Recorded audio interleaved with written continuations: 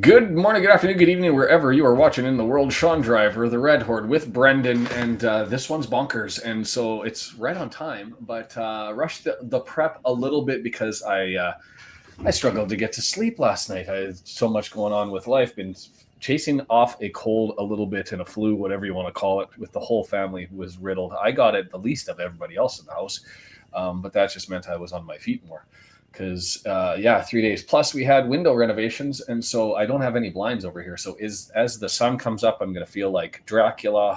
Hopefully I don't end up disappearing. But man, Brandon, how are you? And are you prepared for a preview where we've got 30 minutes and probably have 4 hours of stuff to talk about? I am not at all prepared, but I am fully excited.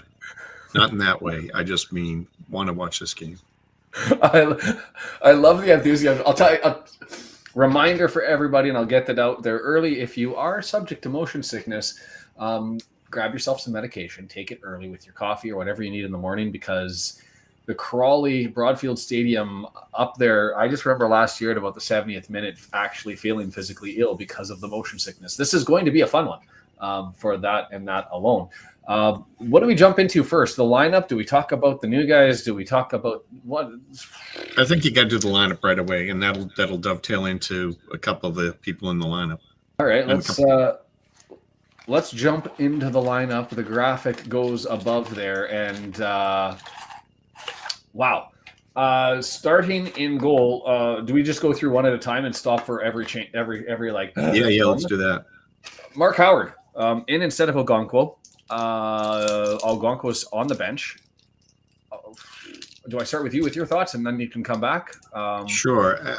I think this was important. I think that not only did Okonkwo make mistakes, he just seemed, I don't know, I guess you'd want him to be angry or focused, or he just looked lethargic out there.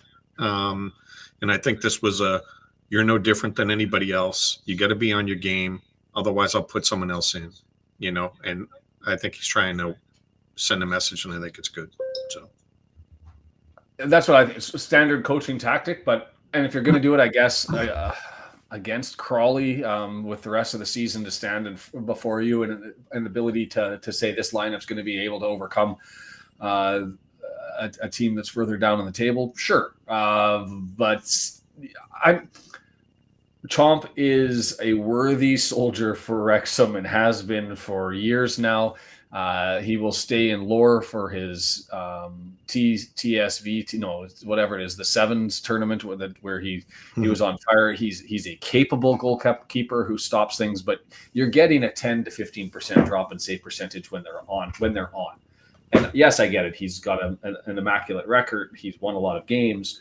And he's a good keeper. I'm not taking that away from him, but he's just not in the same league. But at the same time, I'm with you. Changes were necessary because Okonkwo muffed. At least one of those two should have been stopped, and probably both would have been the expectation. There was more than that, though, don't you think? The communication breakdowns. He didn't, And how many possessions were given away because of that? The punting, the ball. He keeps kicking it out of bounds. Like I said, I mean, it's just horrendous. He has to be the worst in the league at that.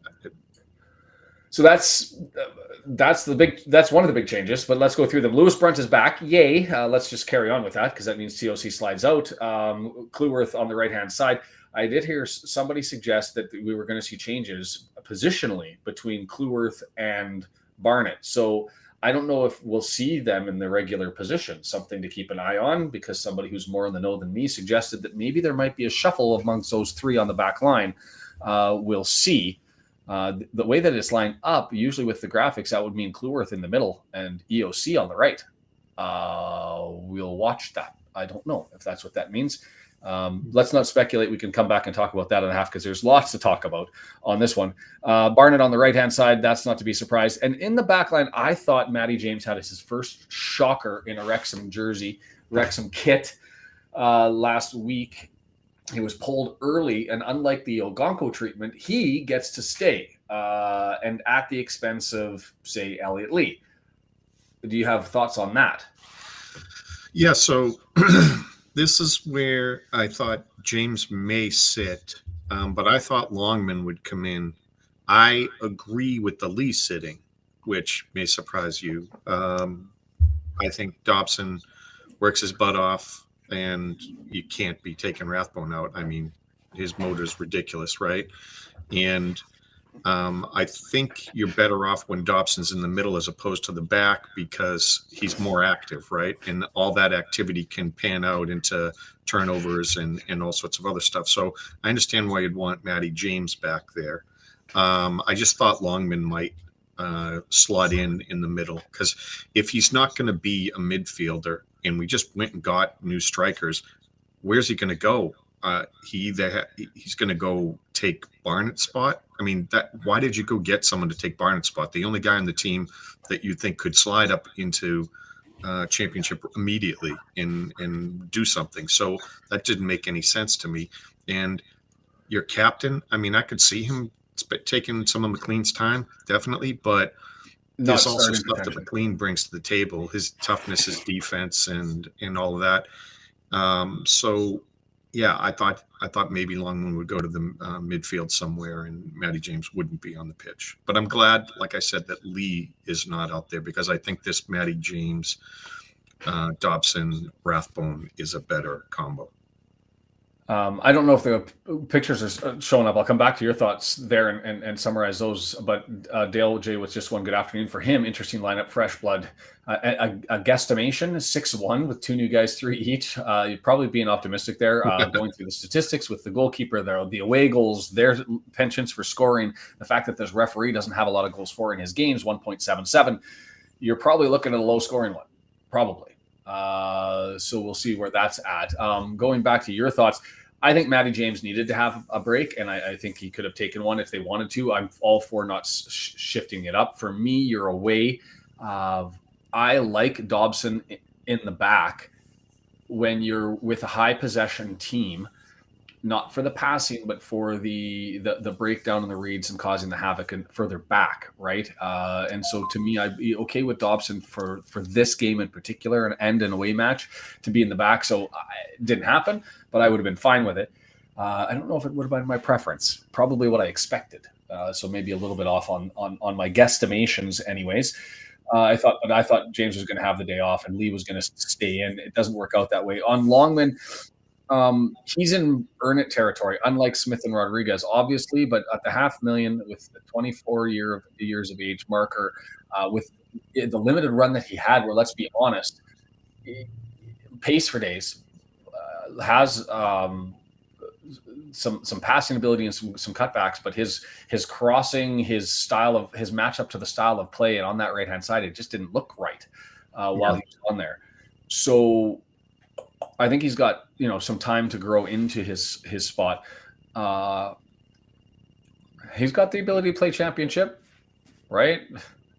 Well, you don't need two guys in the same position, right? Agreed. I expected him to take time away from McClean, whether that comes in large chunks or they go 50-50 or McClean or him slide in. Well, what do you think about Longman, Rathbone, Dobson, and James on the bench?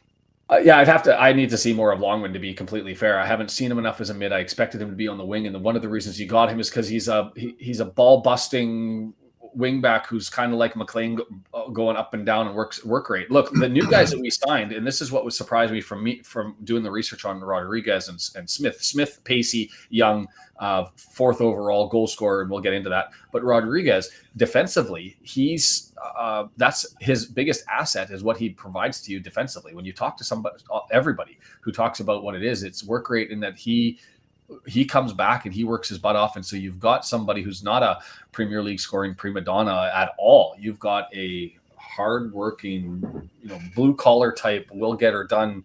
It fits the mode. And I went, that's probably why Parky loved this guy so much. So let's get into it and talk about our strike force. Is Sam Smith from Reading and Jay Rodriguez from early morning jitters, Burnley. Yeah. Burnley, born and raised. I sent some graphics. I don't know if you've got any of them to go up there. We can go through them as we talk through these. Sam Smith, 4th overall in league scoring. If you take away penalty kicks, he's then in second place. Poku moves up, and those two would be tied for second behind Kone.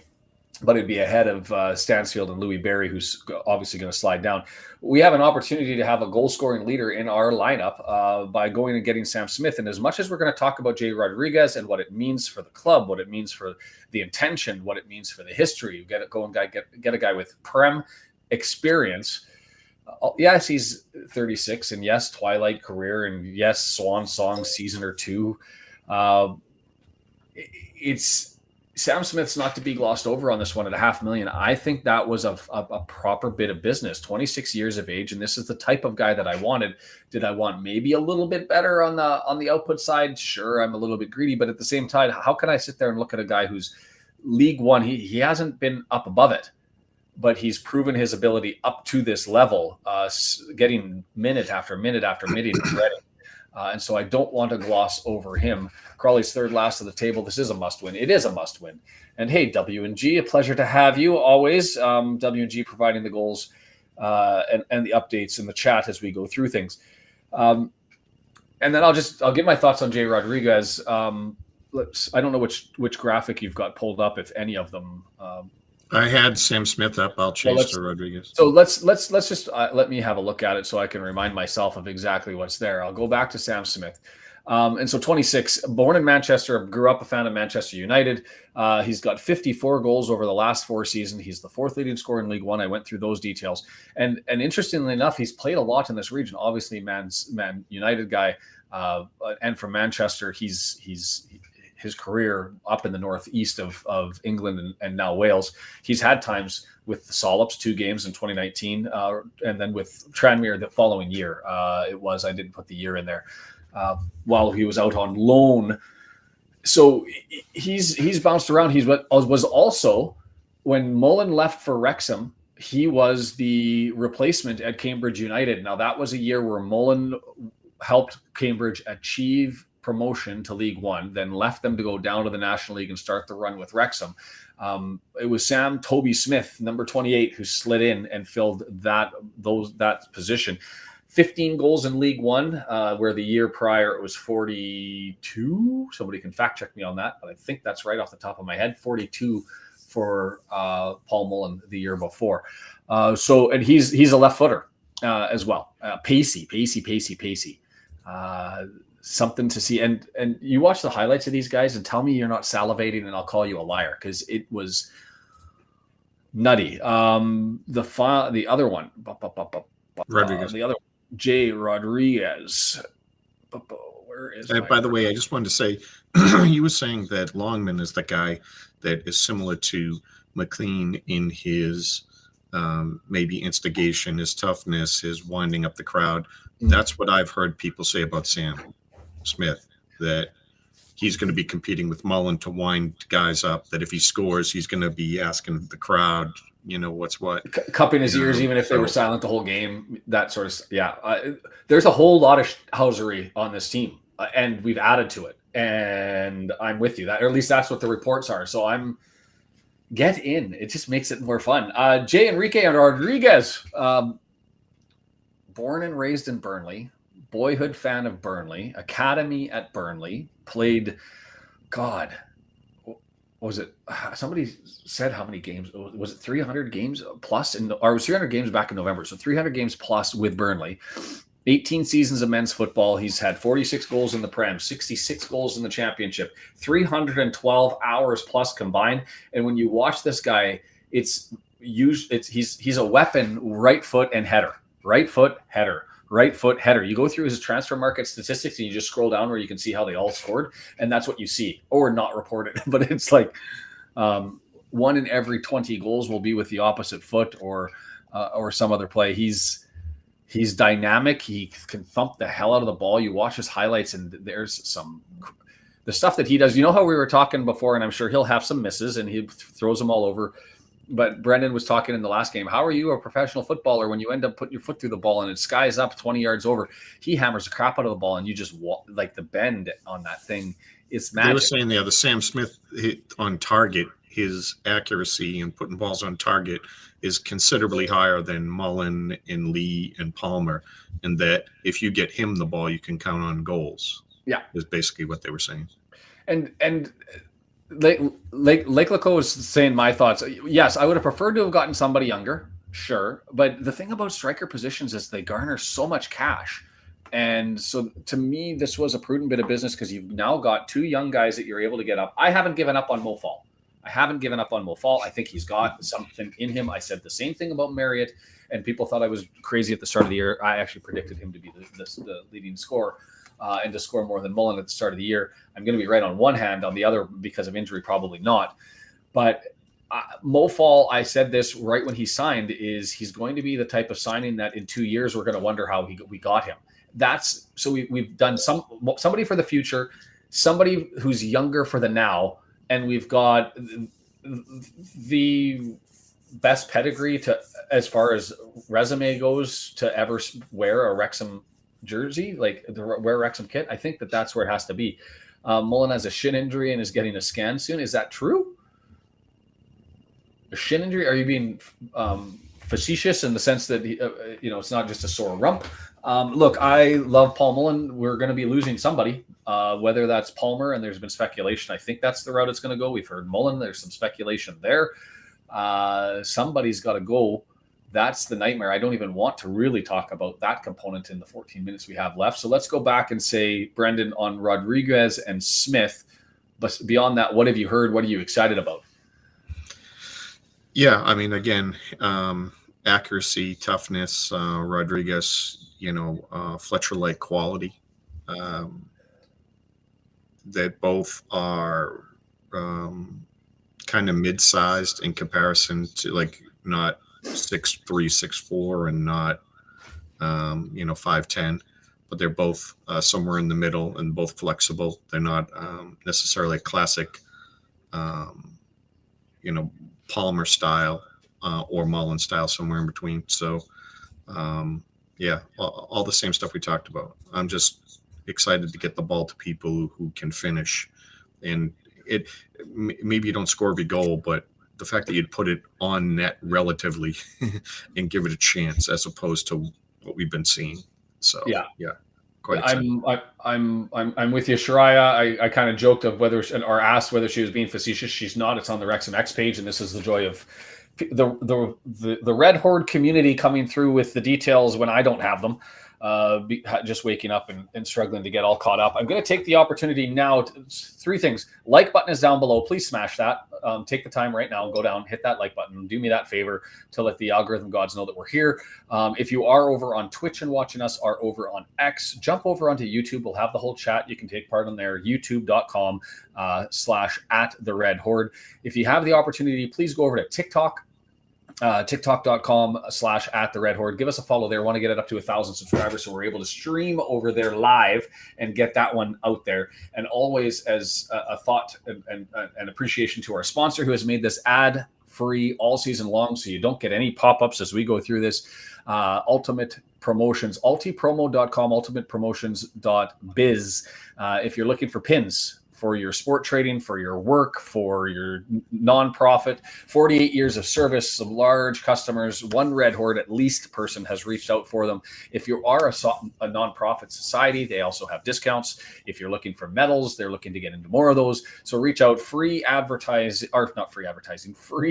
shipping, free artwork, and they'll take care of you. Why isn't Okonkwo starting?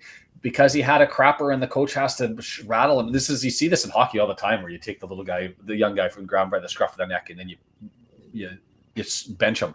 He got benched for his performance in the last one in an attempt to wake him up. Brendan, did you want to go through the stats just really, really quickly on this one? I don't think I'm going to. I mean, I've got 11 minutes, so maybe we went more than we thought, but Sam Smith might score today, but that's if he can prove his current position. He's joint fourth highest in League One, and if you take away penalties, he's tied for second.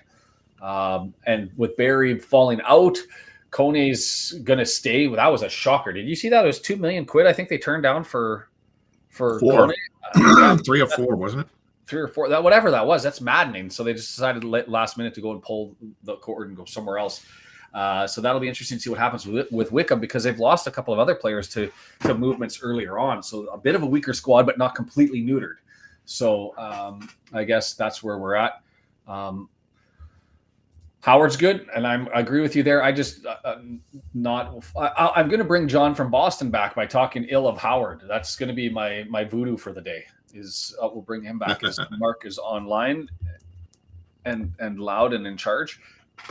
He's not loud. It's just loud in my ear. The season statistics. So you've got Crawley in 20th place there. That Exeter City game was an away game because of cancellations. They've had a run of 4 away in a row, so it's been a while since they've been at home. For us, I mean, you look at the colors there, 2 green, 1 gray, and 2 red for us, sort of mired in a little bit of an ick. We did this last year in January, so hopefully the ick stops now. David Wood, I have a wife and 3 cats. I am very much a nonprofit organization. Searching for that discount. I hope to God Mullin is injured. He deserves still respect. We know he's been a half a yard to short since he's back up, but that's because he hasn't had enough game time. He's had enough game time. He's had enough game time. Whether it's because of the injury, whether it's because of other reasons, whether it's because it's the level, and I just lost Mr. Griffiths. Fails us again. Whatever it is, Mullin hasn't been on, and we can't run him. I haven't brought up the FB ref stuff to look how many games he's had, but it's got to be 15, 17. Now I'm all curious. I love the man. He'll go down in Wrexham lore for being one of the greatest to ever wear a Wrexham kit. And that's not me saying that as a newer fan. That's, you talk to the people of Wrexham and they'll say the same thing. He deserves all of the tributes, all of the accolades, all of the love and care and respect that deserves. But in chasing down a promotion out of League One up into League Two, we need somebody who's going to put the ball in the back of the net. And unfortunately, it ain't him. 26 matches played, 9 starts, 1,161 minutes. And if you go back and say for the entire season, what does that mean as a byproduct of percentage? He's played 46.1. He's played almost half of the minutes that Wrexham has played this year. Now, I'll take it. Some of those minutes, especially early on, were garbage time minutes late in the game. But the inverse of that is that's usually when there's a lot of goals scored. So I want to give Mullin all of the respect that he deserves, because he deserves it all. But at the same time, you go and you sign $2 million to get a Premier League striker in, and you go and get Smith, who's 4th overall, and you've got Marriott on the bench with all the goals he's proven and had this year. You have to make the change. And so to me, we'll talk maybe halftime, because we've got 7 minutes here of Mullin and Palmer. Was I ranting and raving there, Brendan, or are you in agreement with that? 2 things can be true at once. 2 things can be true. Yes. I was also taking the opportunity, but by the way, I mean, with all the transfers and everything, we had so much to talk about. And at the same time, Andy, Welsh Techie, the Discord was very active. We got all sorts of pictures, a great panoramic by Welsh Techie that I brought in. Andy did like 4 graphics that were just awesome. You had put a lot of stuff up there about the 2 new players. So I was trying to rattle through that. There's a lot of great pics on X and some other places. So I've just been flipping through back and forth while you were talking. So I think it all worked out. But yeah, what can I say? There's so much to talk about. I'm just excited to see. I want to play with my new toys, is what I said earlier before you hopped on. I got it. I want to take them out and see what happens with Rodriguez and Smith. So yeah, I'm with you. I'm going to skip through the goals against and goals for. We've got a good goals against. They don't. That's the difference. But other than that, as far as goal scoring, we're tied for 21st away from home. They're 22nd at home. Goals against away, we're tied for 3rd. So defensively, we're solid. They're 17th, and that's maybe what we can expect today. I don't expect this to be a high scoring one. If you'll remember the game that we had with them, it was us with a lot of possession. With them with a lot of possession. we didn't get the counterattack going as much as I thought. And this is where a lot of the question came from, is what do we do against teams when we have to create as against them? I'm just out in the crowd to see if I see any familiar faces in there from on the Wrexham side, and I don't at the moment. It's gone silent on my end. So if somebody, just also to make sure that it's not just me, if you've lost sound on iFollow, please confirm that, as I'm just, and now it's just come back here. Both, I've got crowd noise anyways. Going through the statistics where you've got the side-by-side of the shots on target per and the goals per shots on target, we're still efficient. Just to give you an idea as to the stats, we're higher on shots on target per 90. We've gone from 15th to 13th overall, but we've gone down on goals per shots on target from 3rd to 5th. So a little less efficient, but we're getting more volume, so it kind of equals out there. Shots on target against, they're really bad in that regard. But where's the difference? Possession, second for them. Accurate passes per match, third. You're going to get a lot of center back kickabout and confirm no mark. Thank you, Shariah. I appreciate that. Then we've got the FOT mob scores, and where we excel? Well, we have long balls and a lot of accurate long balls. And here, Mark Griffiths is back. And so we're going to have to get creative here, and that's why I'm excited to have I guess maybe Matty James on. Is if you're looking at a team that you want to create with, you want to have somebody who's got some passing, and that's Matty James. If they're going to come at you and they're a little bit anemic in their attack, tied for 19th in goals per shots on target, then you put Matty James in, you take away Dobson from being on the back line for the defensive cover, and you go with Matty for the passing. That makes sense to me. And you've got your new toys up front. So look, we've got 4 minutes to kick off. We're sitting in Crawley. I'm going to have to get cozy and lean back on this one as we watch it so that I don't end up making myself ill. The referee, we've never won when we've had the referee, by the way. Brendan doesn't like me throwing the jinx out, but here's my voodoo jinx. It's only been 4 games, but 1 draw, 3 losses. That one draw was in 2019 against Gateshead in the National League. We have since gone and lost 3 in a row, including the game against Walsall in the last year where Mullin got a penalty. That's how we scored, but we went down 3-1. And remember, that's the start. That was the blip before the Barrow game where we really had to win it. We won it. I thought everything's okay. We've cured our problems. Everything's solved. And then we hit the shitter again and went downhill through the rest of January. Similar funk at that point in time. As far as what kind of game Paul Howard calls, just based on his statistics, he's below average on the fouls. He doesn't get involved, but when he does get involved, he does like to throw out the yellows and the reds. He's especially the yellows, tied for 9th overall as the players come out. McClean leading them out, Howard in behind, and then we're gonna get. I'm looking for the numbers on the back. I guess it's already on the 28 for Smith. And what did they go with? 16.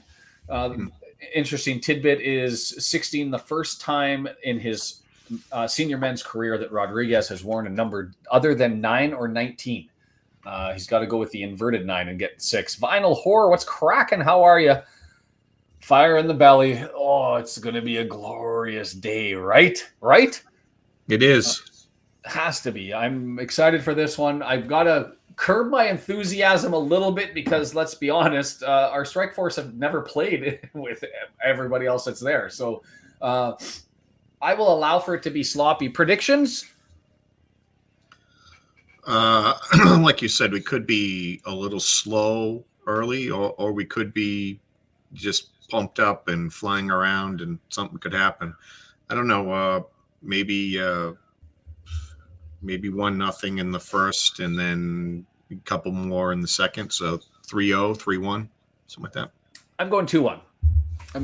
I think that right now I'm not with our defense being as solid as it normally has been. Howard save percentage in the 60s rather than the high 70s, low 80s. Dale J saying 6-1. Let's go to the polls and say,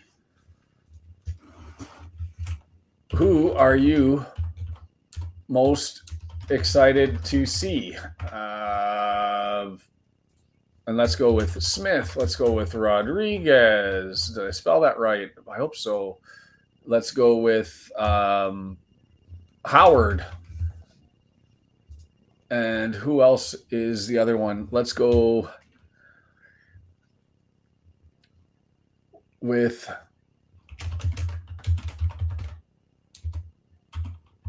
The Red Horde gang. Who are you most excited to see on this Saturday? And a reminder, the like button is there for you to go ahead and slap away. Subscribe if you haven't, and come and join us while you've got the opportunity on YouTube. And we'll go through this as we're turning around. There's Smith, Rodriguez, 16. So is he the English Viking Jesus? Can we go there? Does he know how to put his hands down his pants to celebrate a goal? These are the things that I need to know. I'm up for this. I'm excited. I like all smiles. That's not a fair poll. I have to make it tough, Giselle. I have to make it tough. And no offense if you don't vote for us. I wouldn't be wanting to look at in comparison between Smith, Rodriguez, and Brendan and I. They win. So we're underway. Sorry, I didn't get it started 15 seconds in, and I never called it as Rodriguez wins a battle in the middle of the pitch to start, but loses it and it comes back. I've got to draw some things around and get myself in order. Yeah, I have Paramount Plus being like 16 seconds ahead. Oh, well, that's unfortunate. Maybe 10 seconds now. The one thing I didn't also say is I compared the two lineups before the matches, and I won't go through all of it, but we have five players that were on the lineup for us in the starting 11 and 3 for Crawley Town. So massive changes since they first met way back in September. Barnett over on the right-hand side, 18-yard box, draws it back. 1 minute coming up right now as he's got an opportunity to swing. It's on into the box. Rathbone's there. He's got Dobson going the other way. In front. Matty James scores! Holy! Started up early. 1 minute. Let's make it 6-1 as predicted. What the heck is going on? Not my prediction, but somebody more astute than I said there's going to be goals in this one, as that one was tic-tac-toe. Tic-tac-toe. And there were options even all around the place before. They could have gone Dobson on the cutback. Barney, there was a big shout for that. That went out of bounds. It didn't. It was clearly along the line. The one thing about the angle that we have is it was very evident that it was still in. Drawn in by Barney, right into Rathbone. He's got Dobson. He's got James. He goes to Matty James, and he just punts it into the right side of the net. Rodriguez goes to celebrate. Ha! How's that for a start, Brennan? I knew ahead of time I was doing whatever I could to bite my lip.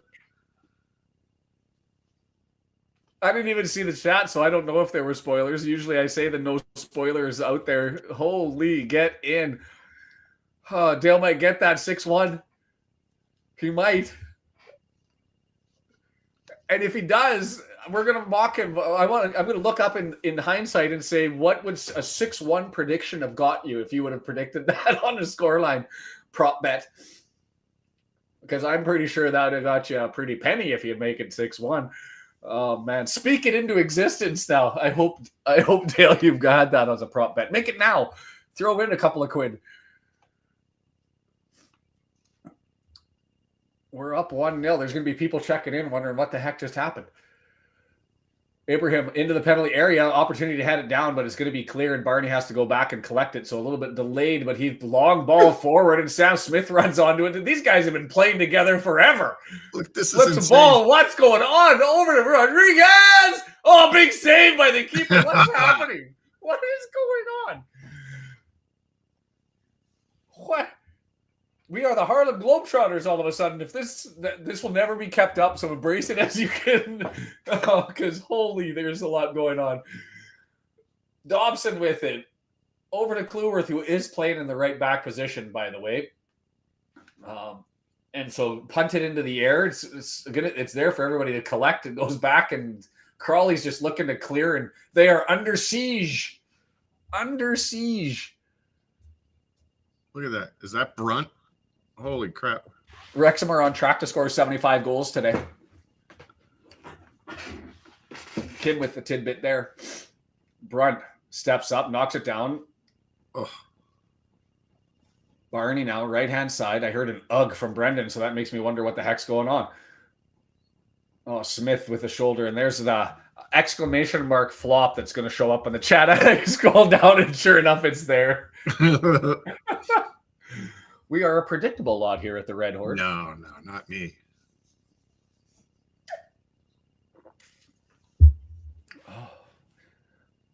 Pitbull's quick passings there. So far, we're 4 minutes and 20 seconds in. Happy 420. And away we go. Brunt with the clearance. He's just going to clear that out, and it's going to go for a throw-in just on the other side of the halfway line. I missed the pregame. Why is Howard playing? We suspect it's to send a message to a young goalkeeper that he's got to be better. So can we? So what transfers are we going to make during the February window? I'm joking, but man, this is. Dale says, let's not be greedy. 1 goal for every 10 minutes will do just nicely. Yep, that'll be fine. We'll take that. Curb your enthusiasm, folks. Curb it. I haven't been following. I don't know who these Crawley players are. It's 6 minutes in, and I'm just full of chuckles and laughs here. Am I on the right one? Good day so far, anyway. Anderson and that Barker was over on that side. They're all mixed up too, so this is going to be a fun one to track. Conroy, I love it when Fotmob and the lineup doesn't match up, and so we'll figure all this out. Radcliffe's over on the right side, not the left, so that's Radcliffe. Right foot, looking to get it into the area, and nothing there, and it just goes. That was horrible. Scoots it past everybody and wide, and there was nobody even in the area. July will sign Holland. We need more man buns and more cowbell, more toques and more poutine. Bring it all out. Mansfield goes up 1-0 on the Sollops. The last time Wrexham scored a goal this early, they went on to win 1-0. Stephen Reed with the what game was that? It's probably right. I'm sure it is because Stephen knows his stuff. Barnett knocks it down right hand side. He's got. Right, cross in, gets clear, headed away, and it's going to go for a corner, and Barney's got his hand on his head. He wasn't happy with the delivery, but that was in a threatening position. And that was Swan, who plays up at the front as one of their forwards in a 3-5-1-1, who was back marking Barnett on that one. Anyway, James McClean getting stick here from the Crawley fans. You can tell just from the look on his face, the mug.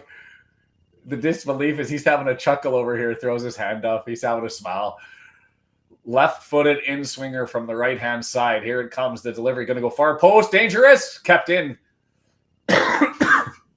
Unintentional look for an Olympico there. Don't do it, Howard Rathbone. Amazing effort by Rathbone. A lot of time for them to fook it up. I hope not. I mean, a slight bit long, but the service, I like the arc and I hate those Lee ones that come in 2 feet off the ground and never make it to the goal. We've got a Crawley player down, injured, or just looking to try and get some time to settle things down. Radcliffe. Why do you stop the game for that? Because he can't pick his shoes. I mean, why doesn't he get to go sit on the sideline and tie his shoes and they play a man down? Why does he stop the game for it? I'm with you. I got no problem with that. I feel like I'll do it when somebody else is hurt. A bunch of first graders. My shoelace is untied. Will you tie my shoe for me?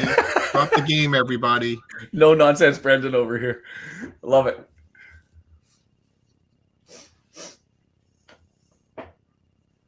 I should add an interesting run here for Crawley that I believe happened because of the cancellations. I don't think it was planned, but they've seen Mansfield, Stockport, and Wrexham back to back here, I believe. Yeah, us right now, Mansfield before and Stockport on the 25th. So it's back to back promotion cousins. Cleared away. It was nudged back and cleared away, but couldn't get there from Max Cleworth, who just got himself a new haircut, it looks like.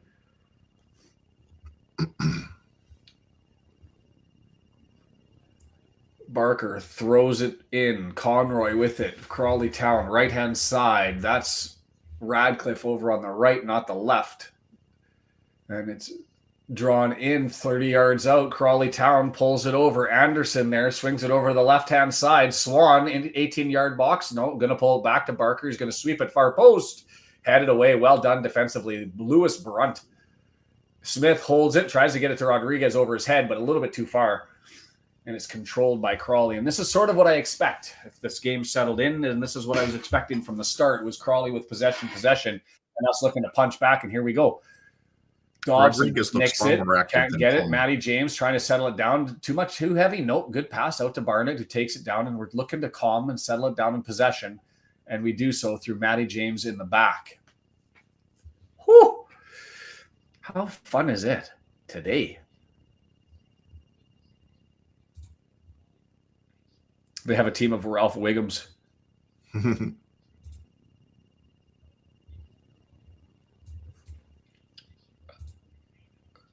McClean cross in. Rodriguez not able to get there, so it gets punted out. And my iFollow video all went scrambly. Mark didn't, so it tells me it's probably a camera feed.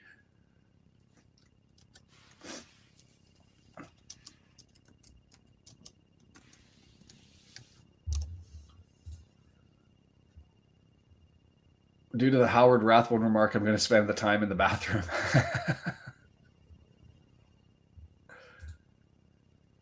I agree. Andy's on board with you, Brendan. If you want to change your boots, you should have to do it while the game is going on. Barker with it across the midfield stripe, the halfway line, throws it back. Rodriguez goes to press, and he's barking orders already to the left side to step up and cover the man. Instead, it's kicked all the way down. Howard will collect.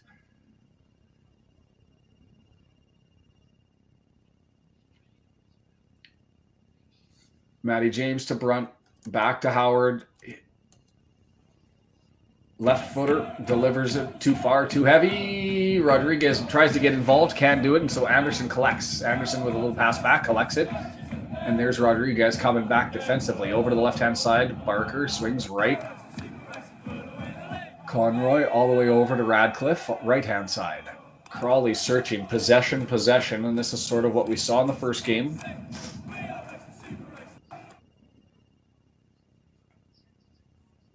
And so center back kickabout. Halfway line. I've got 0-0 Birmingham at home to Rotherham. And I think... What's the other one we want? Huddersfield? 0-0 there as well. Lots of... by the way, I don't know if you saw this. Lots of chirp from the Huddersfield crew for getting Dion Charles and not Sam Smith. If you're going to go get a striker from inside the division, they said we got the wrong one. And that was a lot. Ball bounces around, came free to Crawley, but it's collected by us. And so EOC with it. He's got Barney on the right-hand side going, but opts for Cleworth. Up to Dobson. He's searching, approaching the halfway line, draws it into the middle. There's Rodriguez on a far kick to Barnett, but Barnett wasn't going. And so it's collected back through Cox. And away we go. Was a great way to wake up this morning. Got me up and out of bed anyhow. Good morning to you. Didn't catch the Six Nations Wales match yesterday. And I'll just call you a Ruby. Because I was...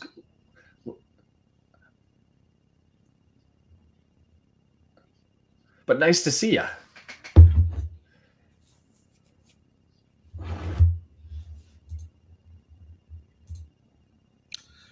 Goals aside, just watching the game, the eye test on this one is a different team. Well, yes, but is it like the Birmingham team? I mean, the eye test for the Birmingham team was certainly like that as well, I think. So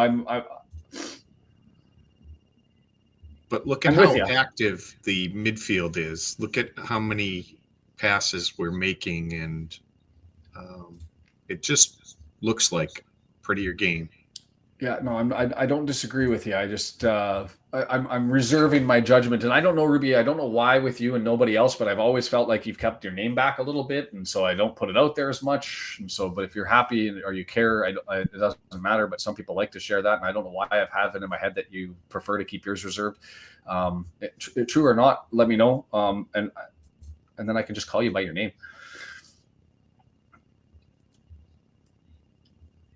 Are we on first name basis? Stockport goes up 1-0 on Leyton Orient. I loved watching them have meltdown mode. The best one was the guy who called it a story tale. I don't know if you saw that one. All the way down. Barney's going to collect it. 22 yards. He's running towards the 18-yard crossover. It's right there. Rodriguez can't get it. It's just nudged away in the last second. That's what we weren't seeing. Palmer and Mullin don't make the effort to cut in front of their guy and give an angle. Effort or pace? I don't, whatever you want to call it, it doesn't get done. There. Okay, fair. Smith, Rodriguez to Smith push through. Well, all of a sudden we're pacey up front. This is a new experience. And just played back into the box and thumped out. Crawley under siege. I'm going to have to get... Stop to make a little breakfast and you missed the first goal. Welcome to the party. Welcome to the party. Shoe tying gif here. There's another one. He is. He's fixing his shoes. Perfect. I don't know why I got that sense or where I got it, but that's good for me to have the read. Yay.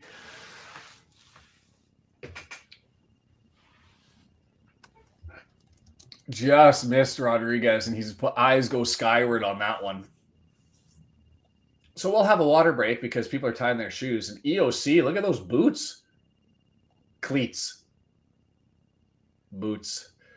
Jeremias, and am I going to get the last one right? Nascimento? Welcome.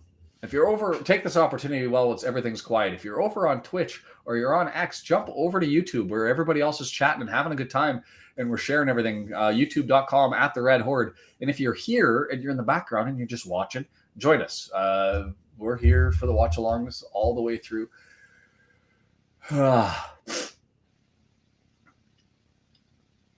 More goals, please. I'm having too much fun. 16-minute mark coming up, and it just passed now as it's being chased down by Hepburn Murphy, who is playing on the left side. So that's fortunate because then I can at least follow him along.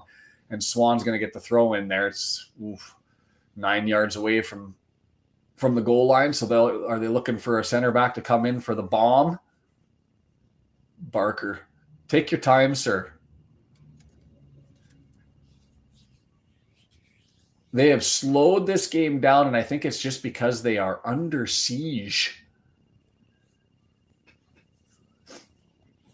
Barker, long throw, near post, headed away by Brunt. Yeah, Brunt and Cleworth have similar haircuts today, so it's hard for me to tell when they're in set pieces exactly who's there as Smith gets it all the way back to Cox.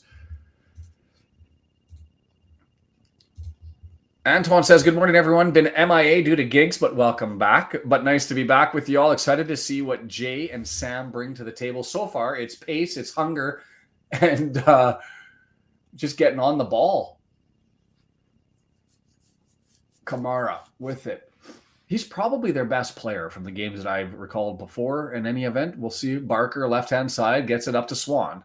Swan not playing in the center of the pitch. He's playing more on the left-hand side. And it's going to go all the way back on a switch to the right-hand side through Radcliffe.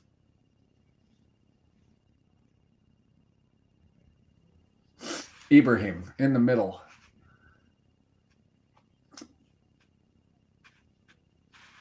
Conroy swings it to the left-hand side. Barker back to Conroy. Rodriguez saw an opportunity to go and try and nick it as Smith forced a pass, but instead it's going to be Radcliffe on the right.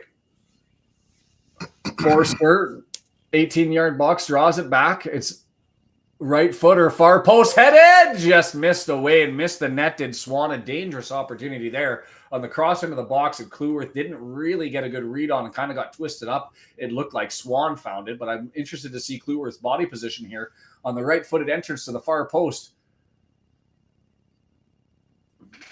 Yeah, Cleworth lost his guy. He did lose his guy. I thought he got twisted, but it just... he looked like he was. He looked at Barney like, "Why didn't you save me?" And Barney's like, "I got a guy on my own, thanks." No doubt about it. It's boots. Comment on his eyebrows. It seems he spends more on them than I do on your car insurance. Early goal for the good guys, John. Nice tackle by EOC in the box there. Is Crawley starting to show a little bit more here coming up to the 19th minute. And that's Swan now, 30 yards out, draws it back.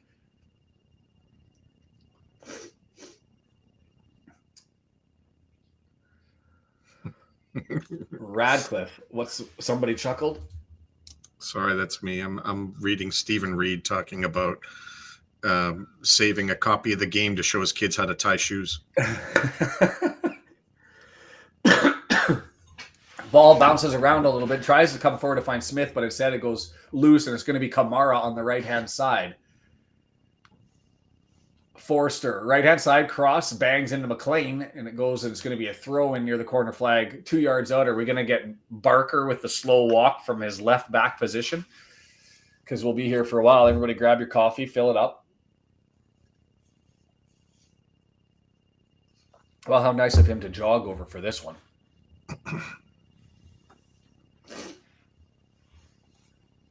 That referee looks like he belongs in like a video game.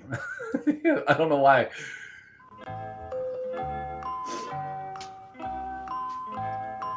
Barker, long throw. Not that deep. Oh, flicked on, but Howard's able to collect it. Go on the counterattack. Sir, Chomp's going to hold it and slow it down.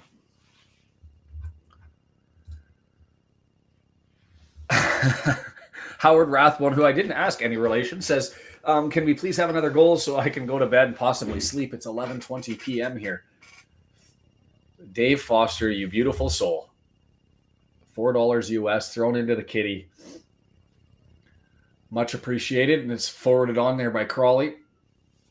And Brunt's able to nick it, and as he get it back, he does, and Chomp misses that one.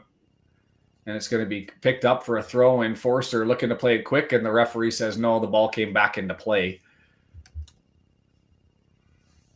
There's my coffee. I appreciate it.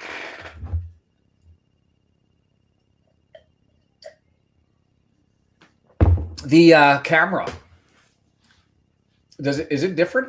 No, I mean, they're zoomed in right now. If you were watching when you said the players are coming out onto the field, they showed that from above, straight down above the tunnel as they came out. So they still have that camera. I think they're just zoomed in a lot.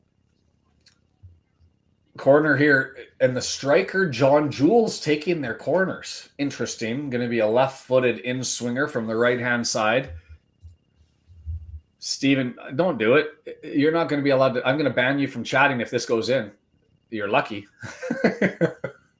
Says Crawley's going to score the next goal, so nope, you won't be able to sleep until the 87th minute when Mullin scores the winner. Can't be Mullin. He's not even on the bench. Smith, two guys on him. Collected by Dobson, flipped up in the air. Barney goes up and grabs it. Can't get it. Bouncing around. Shouldered, and it's going to be a free kick the other way. Forrester lobbying for a yellow. And instead it's just going to be a stern talking to. Dobson's just making friends. You can't smash into people. That was yesterday in the Six Nations.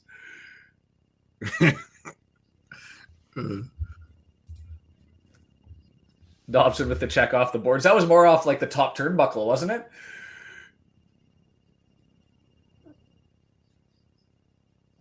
Got to finish your checks. Play the body, not the puck. Killer instinct. I'm with you. Let's add. I still want that 6-1 scoreline. Camera seems a little jittery or out of focus. If you cross your eyes slightly, I can make out the numbers on their back like a 90s Magic Eye book. I don't have that problem on the TV as Barnett has it over on the right-hand side. Cross inbound. No, he's going to dance back. Doesn't go with the left foot. Pulls it back for Dobson. He's going to chip it forward to Rathbone. He's going to get it back out to Barney, and he's got space. Can he settle it down? Here's the cross. Bangs off of Barker, and we'll go for a McClean left-footed corner over on the right-hand side. Just causing a mess and havoc every time we've got the ball. Like, that's the beauty thing is how many games have we seen where we get to the final third and it's just lost and it's dead and we don't even really get a push on. And here there's openings here, opportunities there, banging off of bodies. Things are rolling. Long may it continue. James McClean, running down the wing. Far post. Oh, punched away. Well done by Cox to get out there, as that was close and dangerous and right amount of height. And Matty James all the way up, trying to nick that one off of Hepburn Murphy, and it's going to go out for a throw in right near the corner flag. Ole! Antoine, that's exactly what I was saying, except I went with Ole. The movement is really exciting. It is. It is. Barker, and we've got lots of yellow jerseys, gold jerseys up forward. And it's going to go to Barney, who's going to flick it forward, try to get it to Smith, and it can't get there. And so it's forwarded on by Crawley and all the way back to Brunt, who's covered.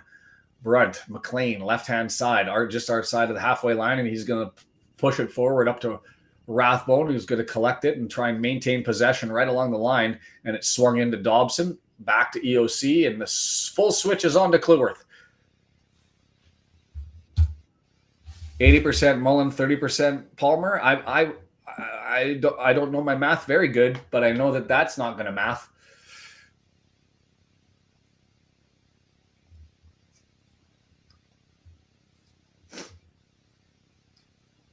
Okonkwo with a heavy first touch. Does he save it? No, he can't, but he gives it away as he drills it down the line. And so it's a free possession for Crawley, 25 yards out. And nice little play into the box. And Crawley Town taking a shot. It's up over top of the net, as that was dangerous play there.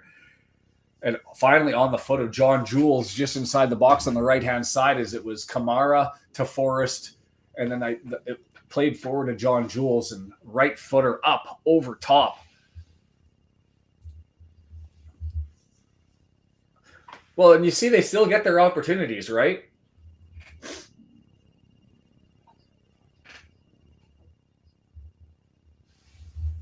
Punch Cox. Mullin isn't playing. David Wood, like, you need to get into comedy if you're not. I don't know what you do for a career. If it's not on stage making jokes, because you would make a killing. Make a killing. Palmer likely to go, Mullin here to stay. I personally like moving Mullin to the midfield. His passing has been phenomenal.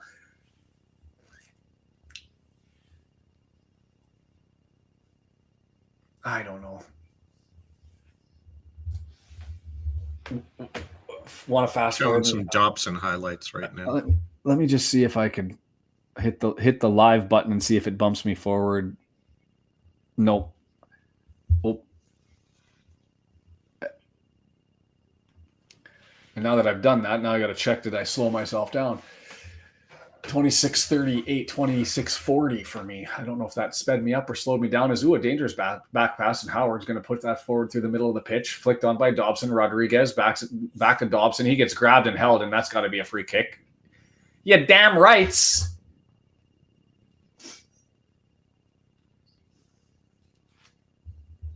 Striker's got to strike. I'm with Jason on this one. I do think it's Palmer more likely to go.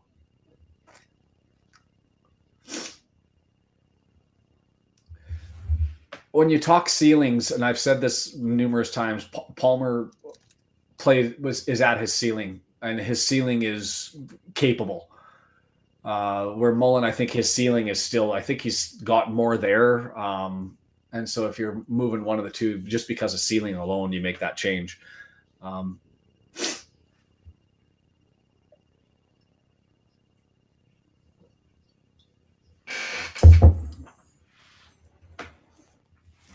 27 minutes and 50 seconds right now, and it's going to be Cox going to take this 35, 40 yards out. Oh. Well, it won't, John. They were just, Mark saying he's actually getting a scan on his shin this week, so I don't expect him to be in for a while. And so there's Rodriguez all the way back, who's going to get it up to Smith, who's going to try and play it back, but he doesn't get it back to Dobson, or sorry, Rathbone. And so it's through Forrest on the right-hand side. Forster, sorry. Yeah, that's always the consideration. Don't I wish I was. By the way, Birmingham 0-0, Wickham 0-0, Stockport 1-0, Huddersfield, Bolton Wanderers 0-0. Perfect. And W&G there with the scores. Brennan with the updates.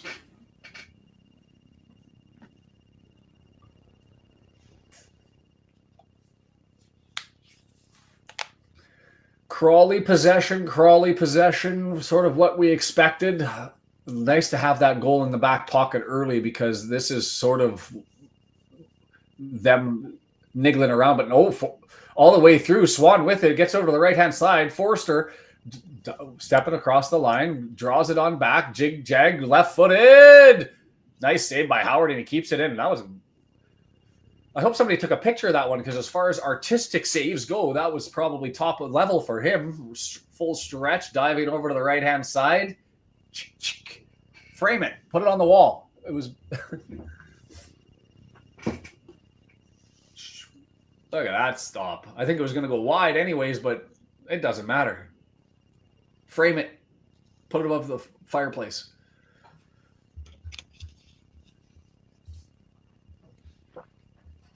Sam Smith all the way through. Opportunity that came out of nowhere as I've lost Mr. Griffiths, so I'm going to have to watch. Usually I get a little bit of insight as to when things are exciting. Oh, now he's back.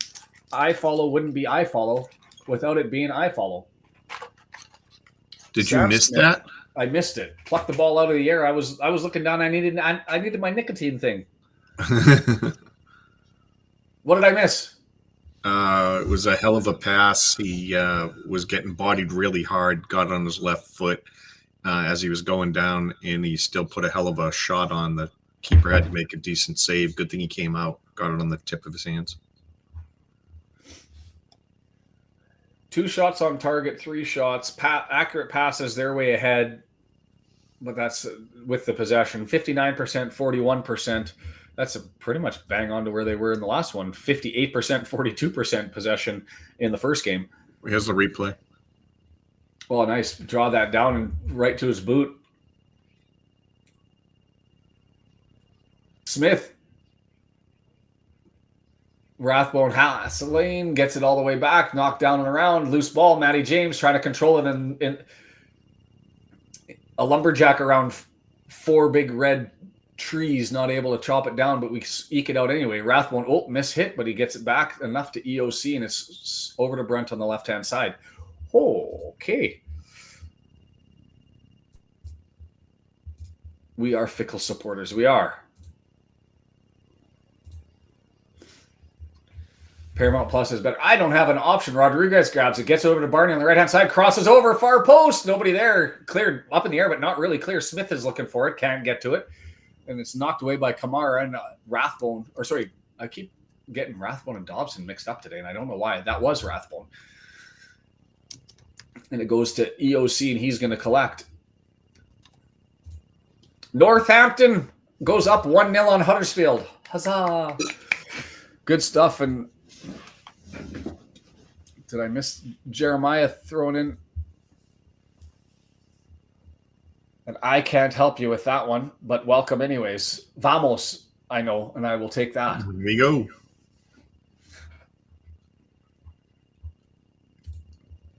Obrigado. You're welcome. I follow as reliable as a billionaire Nigerian prince.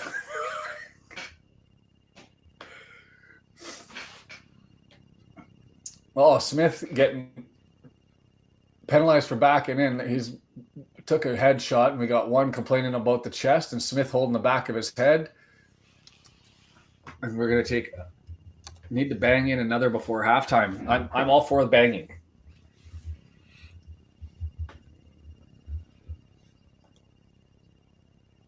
Well, I don't want them to come out and do anything. So we need to do the banging before they do the banging. I'm all for it.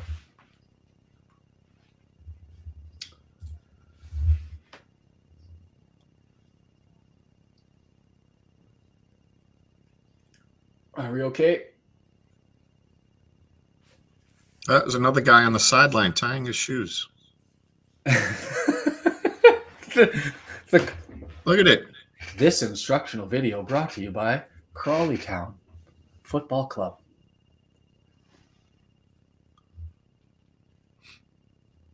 Left over right, right over left. Oh no, Bunny that's ears. Yeah, draw it through. The rabbit goes over the... I don't even remember it. I probably should. I just give my kids Velcro. They can figure it out on their own.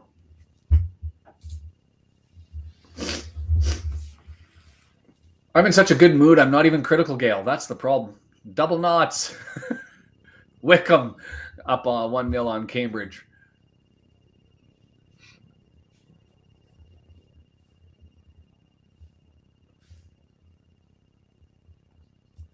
So the early games, Barnsley drew with Burton. Stevenage beat Exeter. Did anybody look at the Burton lineup to see who was in the lineup as far as Bodfordson and Jones? I didn't see Jones get out there unless it came in really late, but Bodfordson was up front. Brendan there with all the details. Did you watch that one, or did you? I got my stuff set up early, and I was kind of watching the ticker of it, but I didn't get to see any video. Crawley Town possession. They finally crossed the halfway line and started to get. I should say finally. They've had enough possession for a while. We probably should start to push them back a little bit.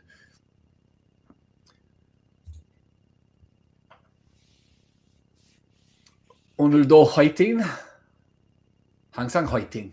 Always fighting. But nice to see you, Chan. Nice. Just completely nicked that Brunt all the way there. Pushed it forward to Smith. Left-hand side. Can he get there before the keeper? No, clattered into. And it's put into the back of the net.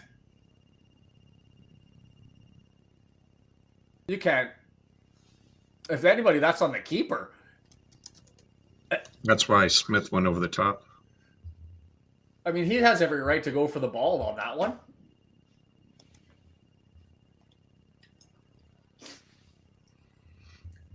That's one of those ones where he puts himself into danger and ends up getting clattered into. I think you just say play on. There's no foul there. Two guys going for the ball and they got into each other, and so you let the ball play, and it happened to go to the back of the net. Nice little pass there by Brunt. Gets up forward. Okay, maybe Smith did get there a little bit. No, that's fine. There's no way it touched his head, though.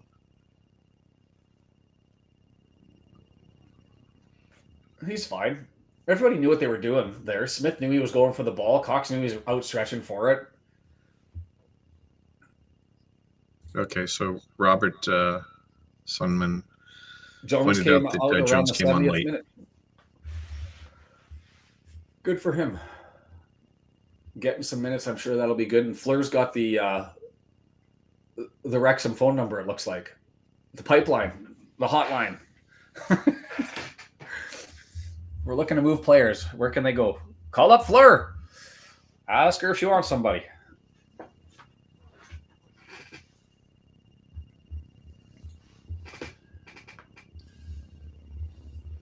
Statistically, that'd be off. Oh, a nice little chip over top to Rodriguez, and tried to get it over.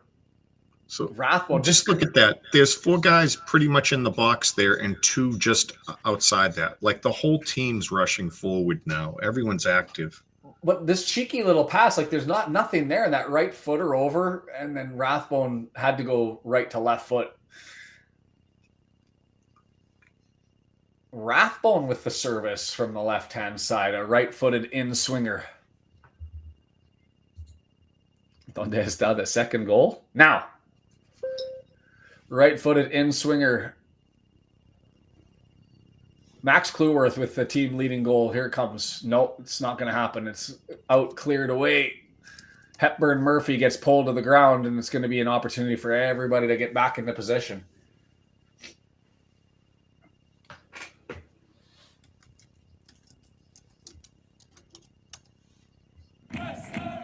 Yeah, a little bit late. Could have actually been a card there. Close on that one. Stuck it in, caught him a little bit high. We're all asking for goals. Steven. Don't do it. Don't do it, man. I much prefer the 6-1 shout by Dale to your 2-1 late. Give us a heart attack and frustration all the way through. 38th minute. Long ball searching for Rodriguez. We still have Scottish Viking Jesus on the bench as well, too. Matty James pushes it over. And to be fair, this has been a fairly level match. Too much contact with the man. That's just finishing your check. Come on, Stripes. Let that stuff go. Kamara got smashed. That was a good hit. Yes, Kim, I'm with you. I like comfort.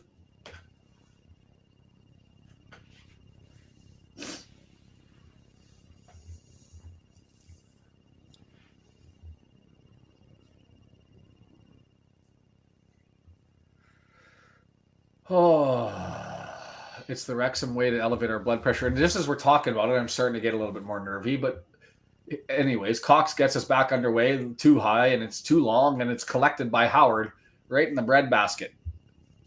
Giselle, Stephen, using my teacher voice. I can hear it. Antoine looking for Emmy and Oscar nominations. The performance quality. Always special.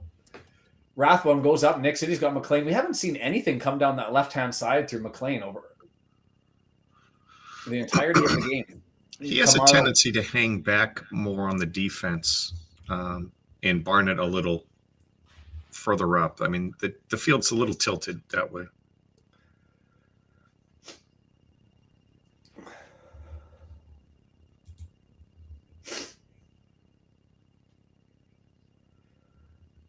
Mullin's on a walkabout.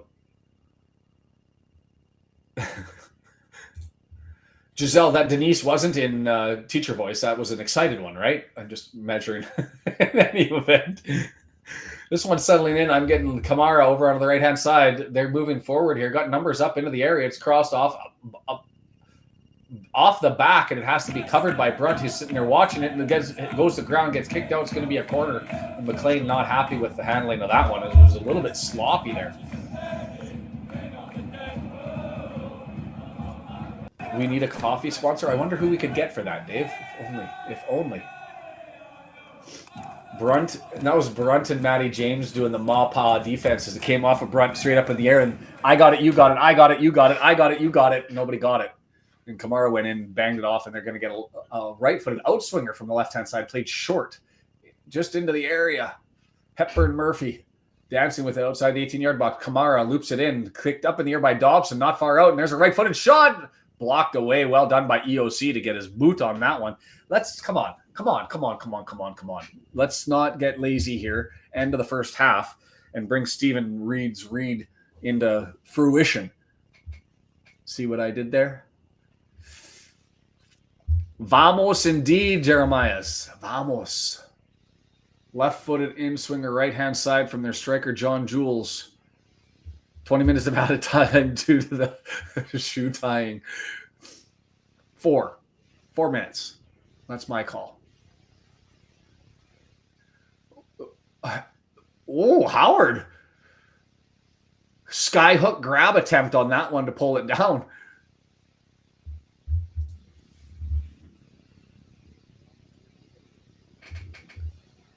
Happy to sponsor. You can contact the quarter, and he's happy to sponsor decent YouTubers with his coffee company, Coffee Brand Coffee.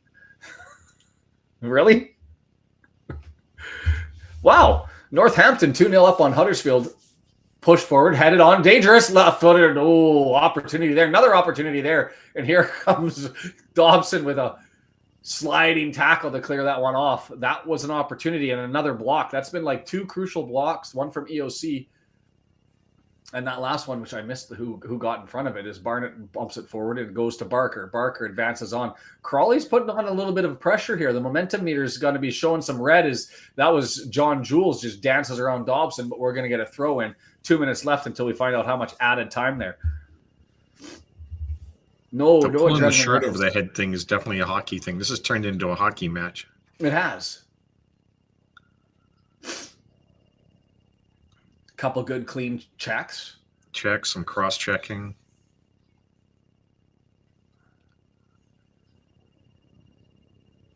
Just need a little Donnybrook. We're good. Thanks for the update, W&G. Let's see if we can find another way to get that toy going if it's not going to get created. Rathbone into space, pulled down. Is that going to be a card? It is. Into the pocket. And that was because of how clear he was in reaching in.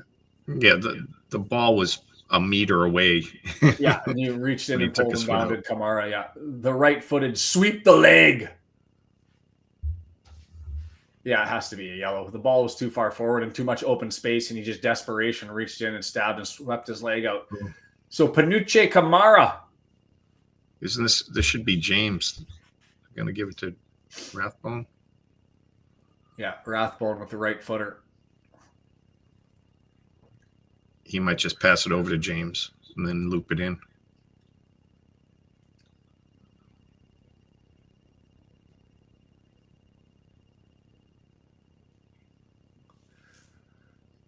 Good read by Brendan. He's seen the playbook, or he's 15 seconds ahead, and he's just looking like he can. I didn't look. I said loop it in. It didn't happen.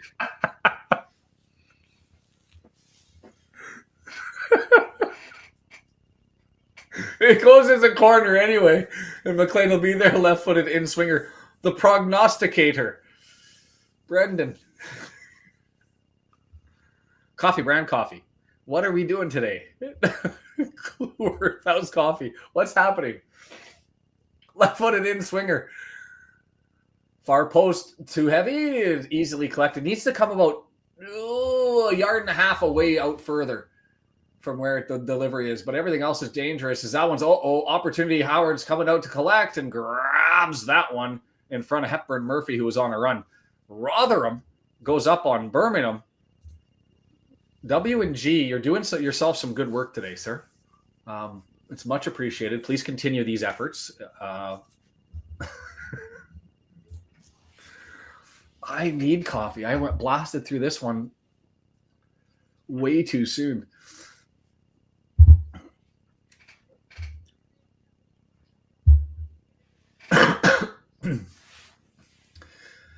Three minutes of added time. All that we're getting, we're 1 minute into it, and it's collected by Cleworth up to Barney. He spins it and right foots it, and he gives it away, and it's knocked down neatly there by Conroy, who draws it back to Cox. Birmingham playing this game under protest that they can't possibly be losing to Rotherham.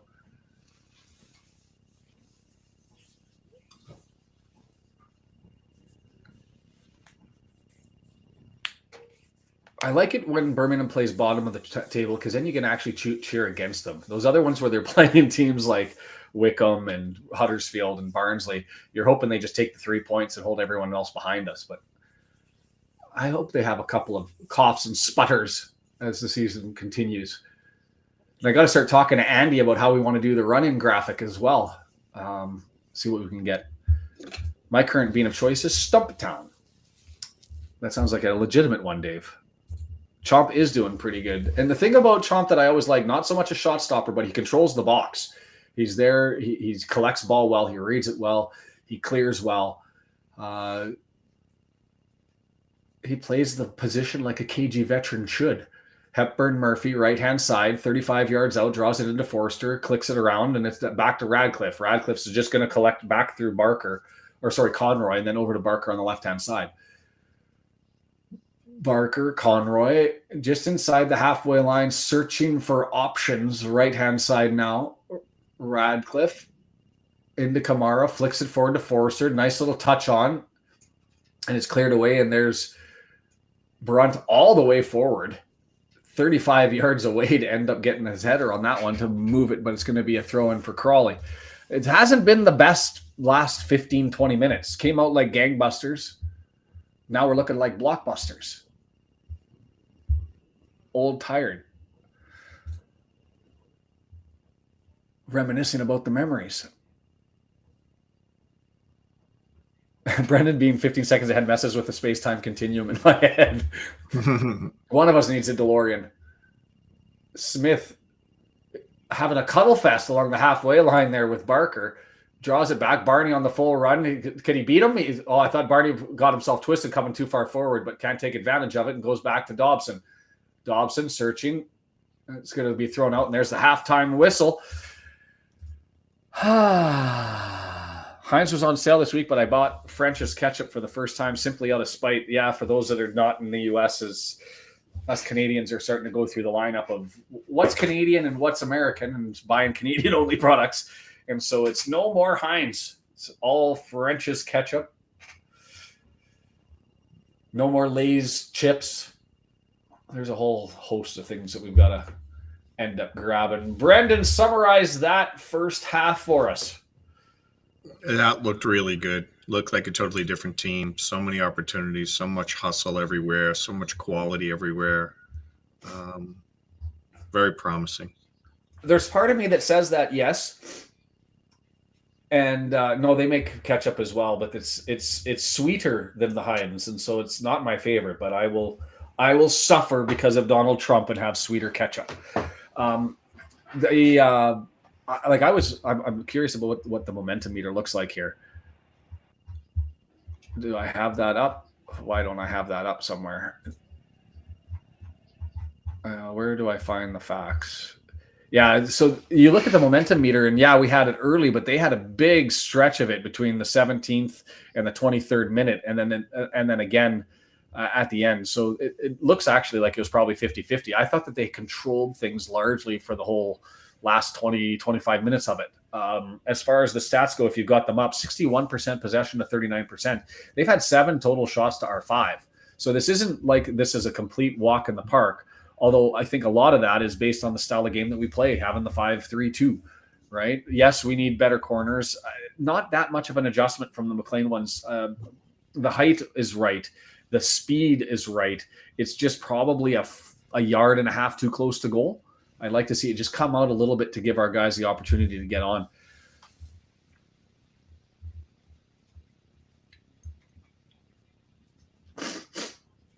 And so shots on target, we've had 3 to their 1. Big chances, each team has had 1 that they've missed. Accurate passes, 220 for them. That's above their season average. 114, that's below our season average. And we're only at 69% accurate passing. Expect a little bit of a downgrade there because of the play, but it's the hustle and the nice touches that you get with our forward pair that we haven't seen that much. That if we can get them more service, I think there's more goals in this for us. Definitely better chemistry on the pitch today. It's nice to see, which is surprising, right, Ruby, considering that we've got so many new people. Do we talk about when do we see subs coming in? Fletcher, 65th minute, is that standard? Are we going to see him even if the top 2 are running like gangbusters, or do we see him bump back to the 72nd minute? I think we could see a little bit of holding off. I mean, Palmer definitely loses steam after about the first 5 minutes of the game. He stops running around as hard. But Rodriguez is still all over the place. So I think he might just, feel it out as he goes. Does Wales have a preferred ketchup? I don't know. Halftime snack is pizza. I want to go get a coffee, but the problem is I know the munchkins are up, and if they see me leaving the office, and I'm going to have munchkins up here banging on the door. And so we'll leave that alone. Eye test on Smith and Rodriguez as advertised, I would say, wouldn't you, Brendan? I mean, we knew we were going to get some good touches. We knew we were going to get hustle. We knew we were going to get them all over the pitch. Anything that shocked you, or were you just kind of like, yep, that's what we expected, and they're bringing it?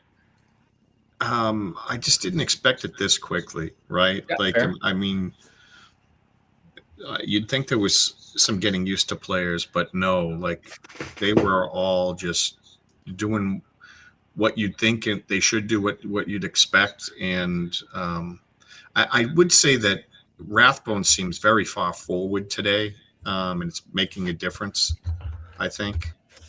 He's so quick. He's so all over the place. Is that because he's found the net recently, and so because he's now drawn into searching for it more often? Like he's got confidence in his ability. Where early on, remember, he'd get the ball and we were like, he's clearly box to box because he's got nothing offensively, and now all of a sudden he's found a couple of goals and the mindset has flipped, or is that just because he's just changed his positioning and been barked at by Parky or otherwise? See, like before, so Lee wasn't always up front. So when they first brought him in, he was in the middle, right? It was Dobson, Rathbone, Lee. And I think he looks like he's excelling a little bit further forward in being aggressive. And that's where he is. I mean, he's getting in the mix a lot more. One of the things that I always hated is you always saw just Palmer or just Mullin or someone up front, kind of all by themselves.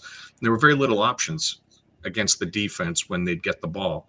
And I thought too much of the team was too far back. Now we seem very much on our front foot and Rathbone being up there in an option, you have at least 3 guys now up in the mix. So I think it's panning out.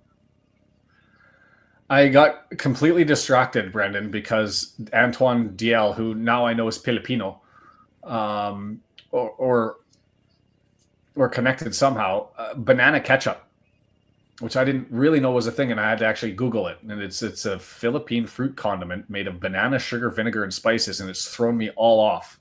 And this is from a guy who drinks clam broth, tomato juice, and beer together. Banana ketchup just threw me for a loop.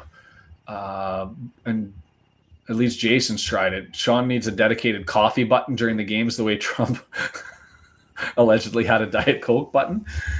I do need one. As crazy as all this is, all the new changes, all the stuff to talk about, and you're going to food. Yes, because I'm hungry and I want a coffee.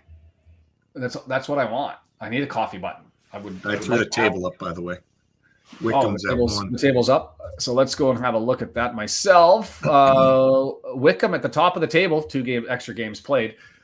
Birmingham, that's because they're ahead 1-0 in their match against Cambridge United, while Rotherham has Birmingham, and they're up on them. Stockport up into second, 5 points back, even on points, as they're looking to they've got 3 wins in a row, looking for this would be their 4th, and they're taking on Leyton Orient, who's been on a run. So an interesting development there, I guess. Huddersfield down 0-2, so they're sliding back down, game in hand.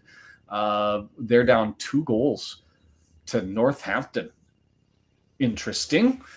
Fascinating stuff. And Bolton, are they in? Are they out? Are they doing a thing against a neutered Reading club who's going to go with one of their loan players? And I believe he's from Chelsea. Somebody correct me if I'm wrong. He's been there for a while, but they were complaining about the step down. And look, I'll say this, and we didn't talk about this, lots of sympathy to Reading.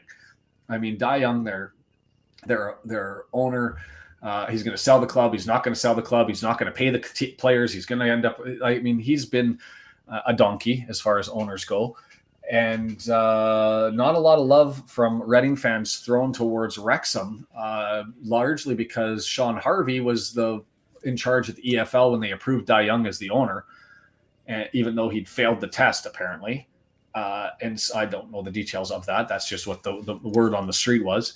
And so somehow he still got to own the club in any event. And they're saying Harvey brought all this in, and now we get to benefit by pillaging one of their players and their best player. So they're not happy. Leyton Orient, as we said, they'd been on a run. What was it? 10 games, 9 games, something like that, without a point. Got to go all the way back, but they're down to Stockport, at least after the first half. And then Charlton, 0-0. And then we already know the outcome of the Barnsley one is they were largely in control and sitting in 5th and a couple of weeks ago. And now they've slid all the way back. 3 losses in a row and a draw today.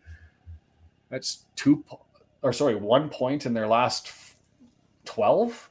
Yikes. And so they've slid all the way back and are sitting in 9th position here. It's interesting because we've said there was a gulf between 3 and 4, and then you get Huddersfield has a couple of hiccups and spurts, and Barnsley goes on a big long run. Wrexham, to be fair, not performing at optimal, and now we're sitting 5 points behind second place, and they have 2 games in hand. And Wickham continuing at 6 points up to be a team that we've got to try and chase. So all of this is here, but this isn't going to be an easier run. Can we crowdfund a coffee IV line for Sean, please? Inject it in my veins. What do you think looking at that table? It's getting crowded at the top. Is it? Because I just look at, is this becoming an impenetrable fortress? Because even when we win, everybody seems to win around us. And when we lose, fortunately, people drop points around us. But it feels like we're stuck in the mud here in 3rd. I was surprised with Stockport creeping up there. Now they're getting a little closer. Yeah, especially with no Louis Berry. I thought that they were going to fall off of a cliff, right? But they haven't done that. They've won 3 in a row. And I think that's without considering this one. So if they were able to hold on, that'd be 4 in a row. And that's with them. They beat Shrewsbury, they beat Crawley, they beat Reading after a loss to Mansfield. So not the greatest run, but then they had a draw against Birmingham. So they've got Leyton here. They got Barnsley on next week. Then they go Bristol, Wigan. And speaking of next week, and maybe that does bring it in, is I was looking at the League One matches and I thought, hey, should we do games next week? And if we were, do we do the Stockport Barnsley game at 4:30 before the Huddersfield Reading game? Which day is that? That's Saturday, February 8th, next weekend, next Saturday. So, something to think about. Stockport Barnsley is a 4:30 match, and then there's a host of 7:00 ones. There's, but the only ones probably relevant to us are Huddersfield, Reading, Peterborough, Birmingham. Oh, that one's postponed. So just why are they all playing? So we're playing at the regular time. We're playing at. No, we're canceled. The game against Leyton Orient was canceled, so we don't have a game next Saturday. So whatever you want to do. Whatever I want to do. Win $1 million. Bring a whole bunch of Red Hordians over to the Wrexham. Buy out the turf. For a game and drink ourselves into a stupor and walk in and try not to get kicked out. Yeah. Glorious plan. Too bad the dog food from Costco is all American, but all the dog and freeze-dried treats are Canadian. See, it's a fun time to be here.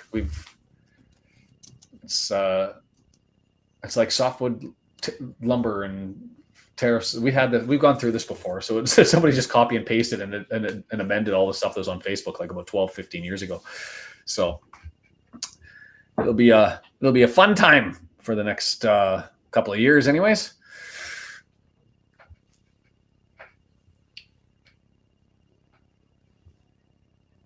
Just searching tomorrow, Bristol plays Peterborough. So that's the game that we're missing on this one, but none of that one really relevant to the standings, and away we go. So I'm thinking I was like not that interested in the Stockport Barnsley game, but all of a sudden because Stockport continues to go on a run, it's become relevant. I was like, I don't want to wake up for two neutrals because the last time we did that last weekend, it was horrible. We got the worst games ever to watch. Well, you didn't, but I did.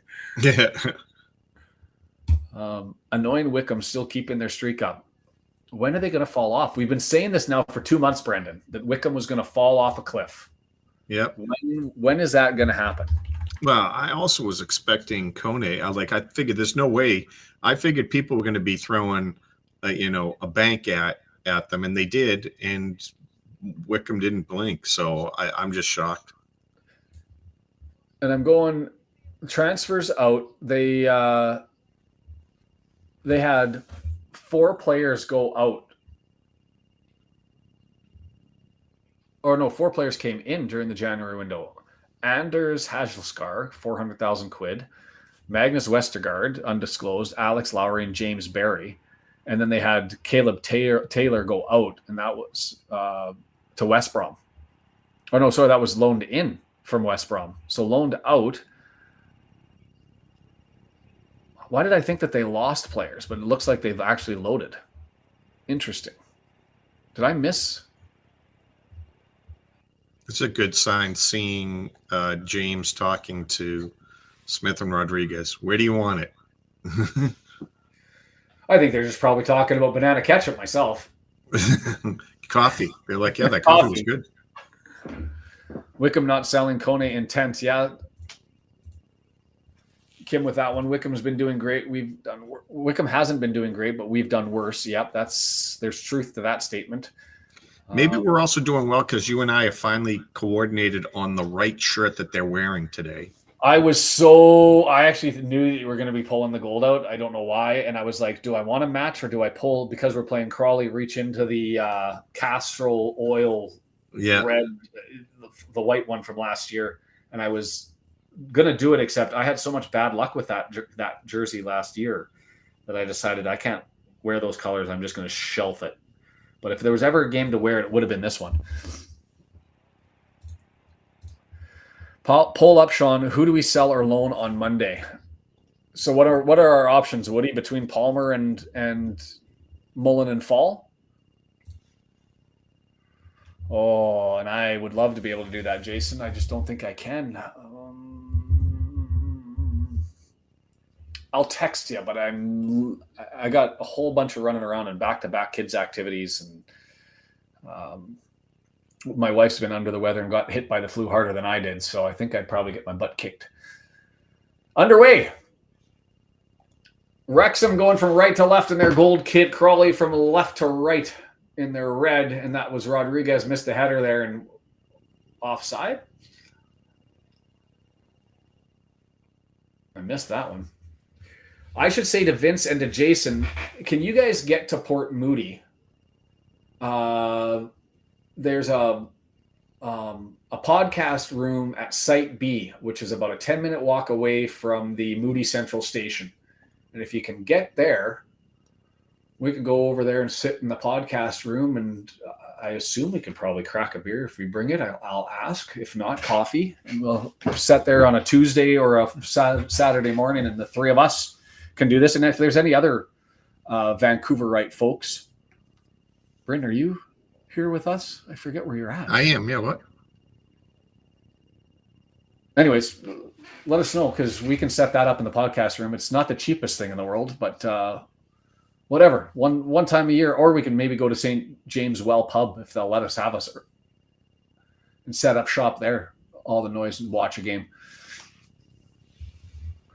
Jake D says, how the two strikers been playing exceptionally well. When given the opportunity, it's, as Kim said in the chat that I didn't highlight early, but I'll give her credit for it. They're connected to the midfield, which is nice. Really, Dave? I thought he's in Seattle, isn't he?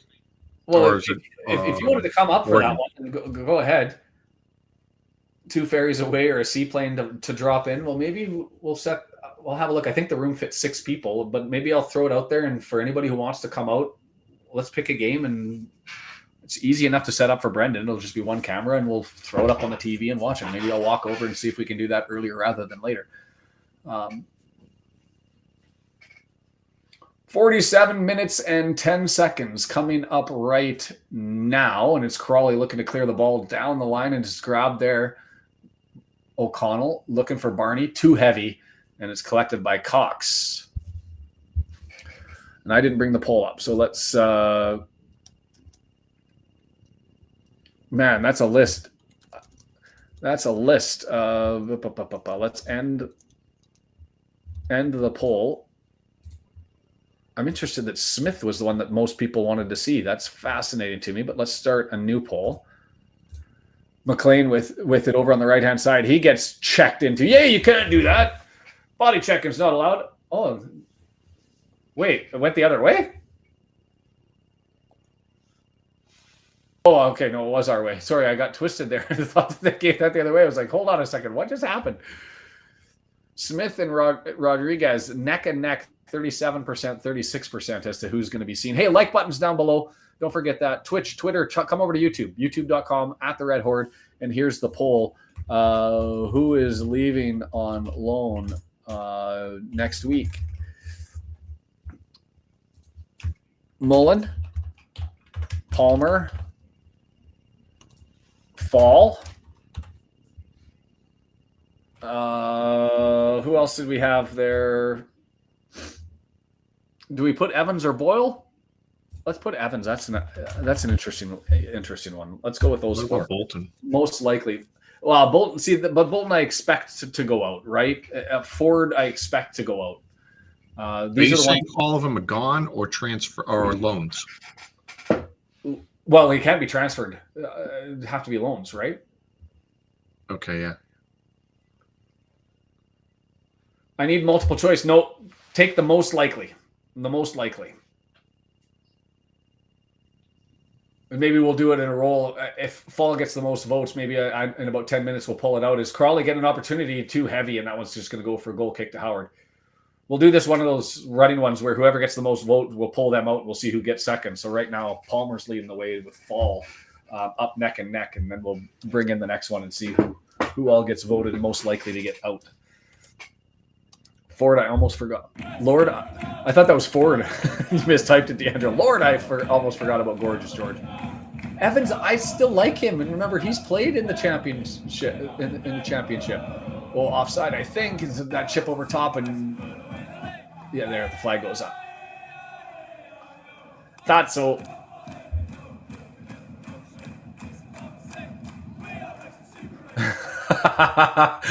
Santiago, been watching the channel for some time and never understood what Sean meant by saying a player got checked. Decided to watch a Winnipeg Jets game a few nights ago, and it was enlightening. Yeah, the Jets actually playing good. In my news, on my end, the Vancouver Canucks and the Vancouver Whitecaps completely going ruinous on the clubs. This is the joy of being a Vancouver sports fan. Locker room controversy and all that mess, and they trade JT Miller for a bag of pucks, their best player. As Crawley comes into the box, opportunity, and it bangs off of a shoulder, but it comes loose with right footer, and it's blocked there by Brunt, and he, look at that, spins it, and he's going to take it all for a run. Brunt all the way to the halfway line before it gets checked out, but well done. That's way better than it's just a clear. Run it to the halfway line and get a throw in. Charlton goes up 1-0 on Blackpool. Thanks, WG. Now you'll be able to see down McClean's shirt here. But the other one, Armstrong, who's a Scottish national who plays for Vancouver, he's a designated foreign player, which means his salary doesn't count. They brought him in, thought he was going to be the Magic. He scored goals, knocks out the Portland Timbers. He's looking like he fits right in. And what do? They ship him off to Sheffield Wednesday for $500,000. And I'm like, a midfielder with that much quality gets $500,000. Ooh, boot to the face. Boot to the face. And he's on a yellow.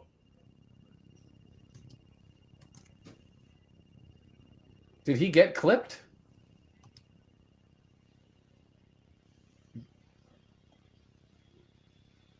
Did we sell that one?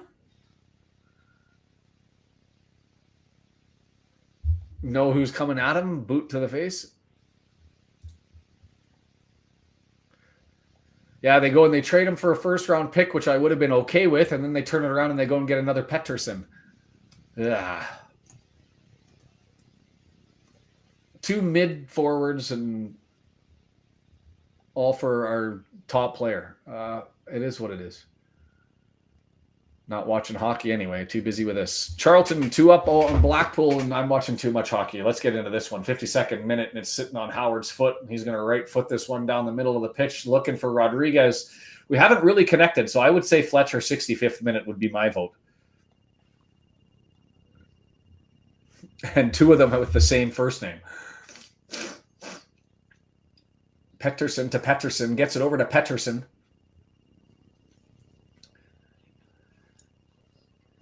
Kicked out, and it's going to go for a goal kick here. Cox just bangs it off of an oncoming Rodriguez. He's got a motor on him, eh? That's the most Canadian line I've ever said on this, I think. He's got a motor on him, eh? Look at him buzzing around out there. I just did the Hanson brothers foil up gif. Oh, did you? Too much old-time hockey. Radcliffe gets it, pushes it forward, gets it up, and there's Kamara, right-hand side, stabs it forward. Jules can't get it through. It's going to go in for a throw-in, and are we going to get their center back all the way forward to throw that one in? We are. Barker? Oh, no, we're getting the throw-in. I thought that was off on us. I will take it. Throw-in from Brunt. Crawley doing the subs 8 minutes into the second half. See, these are the subs that don't make any sense to me. Is if you were unhappy with the squad, then why? And Kamara coming off. Interesting. I've actually thought that he'd been playing all right, but then I guess he's sitting on a yellow, so you just want to make sure that you're not going to go down a man. Alex voted for Fall. While we're taking this as an opportunity, maybe I'll change the poll, and we'll see how that vote boiled out.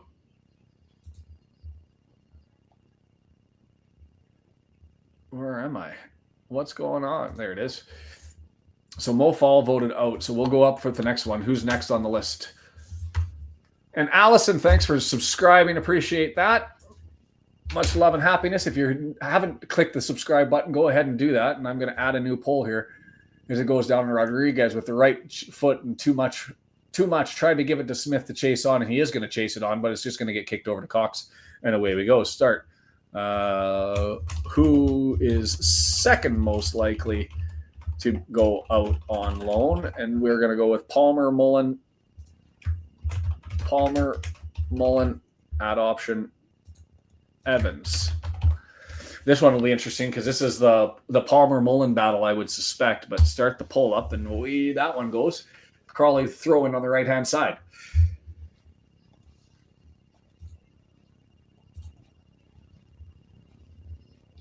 Uh-oh. Birmingham 1-1. They found it. They found a goal to draw even.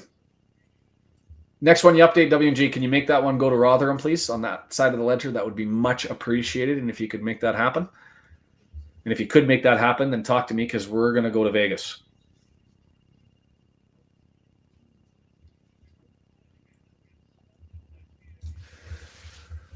Barnett with it. 18 yards, 9 yards, coming back, draws it all the way back and finds Dobson. Dobson searching. He's going to go back to Barney. He is. Chip forward towards the goal line. Can we get there? Nice cut back. Cleworth. Oh, bullet. Looked for Rodriguez and missed him, and Cox is able to grab it. That was like a shot pass. Cleworth all the way up forward. Slip and fall. You need to tie your shoes better, Forster. I'm sure he'll stop and do that. Northampton laying the boots to Huddersfield up 3-0. Yeah, get it out of your system, Northampton. Yeah, we don't need that after this game. Get really high on your horse and forget about the next one. Going to be a throw-in for us. Barnett taking it. 56 minutes and 30 seconds coming up. Just on their side of the halfway line, or our side, as he throws it back to Max. Come on, Wrexham. Come on, Wrexham. Thrown in, looking for Rodriguez. Flicks it on, tries to get it to Smith. Can't do it. Bounces back. Rodriguez digging, and it's going to go out. We should get a throw in. We do.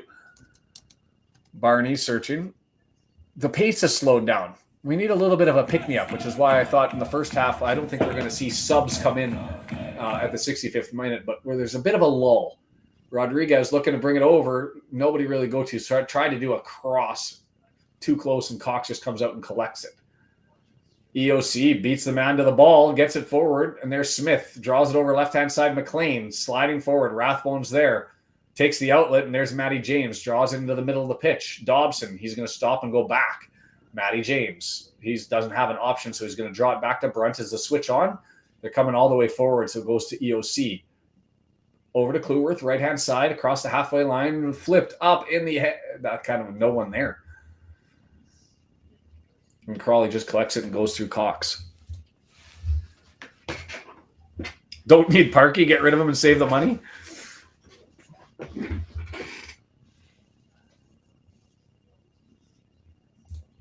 Jeremiah says Palmer is the best to him. And Very Us says, I know, right? If they loan him out, they will want him back in 2 weeks.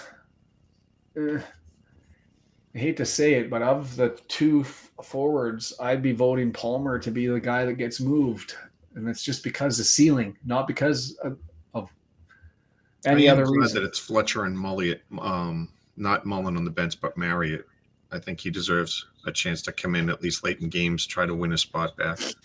I'm with you there. I think it's Fletcher 65th and then Marriott 72nd to 75th is Crawley. Nice little pass forward, and they get that all the way forward.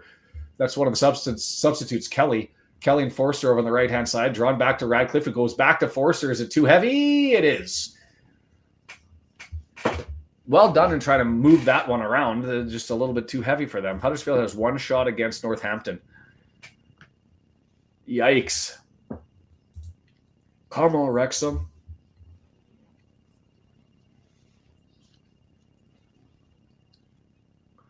Was well done by Cleworth to stab that one, cut it back along the goal line, just watching the highlight there and get it to Rodriguez, but too close to the post, and Cox is right there, so nothing could be done with it. But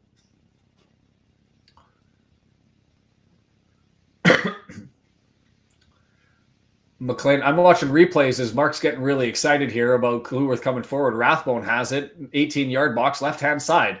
Spins, he's got McClean to his left, going to give it to him. Forster out on him. There's the long flip, and it got clicked, and it's going to go to a corner on the left-hand side. Rathbone took the last one. Do we see him take this one? We do. Dave says he'd rather have Palmer on the bench than Mullin. You know what? I can take that as an argument. I will accept that. I think that doesn't have the ceiling that Mullin does, but with Mullin, you've got then similar types, right? Especially if Fall goes out. We don't do that big body anymore. I guess Fletcher in the 65th minute with his control and hold-up play.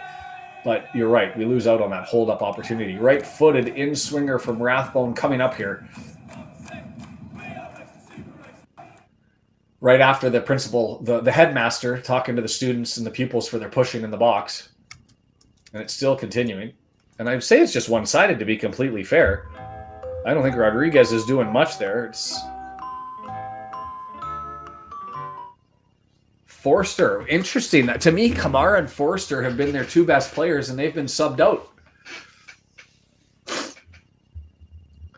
Yeah, Jeremias, and it's what I was looking at the half as far as the position on the table. Sorry, Will got message retracted again, and I can't even see what that one was. We win when everybody else wins. We lose when everybody else loses. Seems to be the way it's been going of late. Let's just find one here. Let's just put this to bed. Find the insurance marker. Everybody breathe a little easier. Take this one home. And here it is, right-footed in swinger. Oh, it was there. It's up in the air still.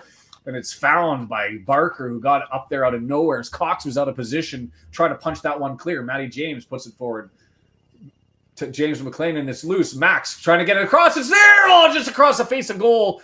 And it's going to go for a corner over on the left-hand side as Cox was able to get a stab on that one as it was there. And Rodriguez, hand on his head, looking for his first in a Wrexham jersey. How close did he get to this entry by Cleworth? 18-yard box, a little bit too heavy, I think. If that was on target for goal, it would make sense. But I think as a pass, it's a little bit too heavy. Right split the two of them, Smith and Rodriguez. But we'll get a corner out of it in any event. Find it. Put the pressure on.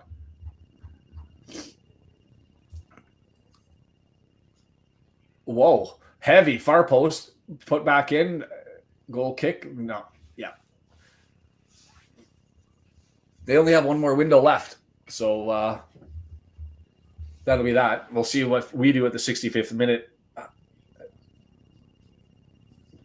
Can't see who's warming up and not warming up from the camera angle on this one. Trivia, who was the last center back to lead Wrexham in goals scored? I would have no idea. No idea. Did Hayden do it? No. McClean knocked the ball. It's going to go for a corner as the substitute Adeyemo chasing that one down over on the right-hand side. How many players will be there next season? You got to keep at least 6 to 8. At least. Out of 22, that's a lot. Let's call it 15. We're going to have to hold on to a lot. Right-footed in-swinger, or right-footed out-swinger. Rodriguez able to get that and bumps it forward. The crowd shouts for a handball, so one of the Crawley Town players raises their hand up about 5 to 8 seconds too late. So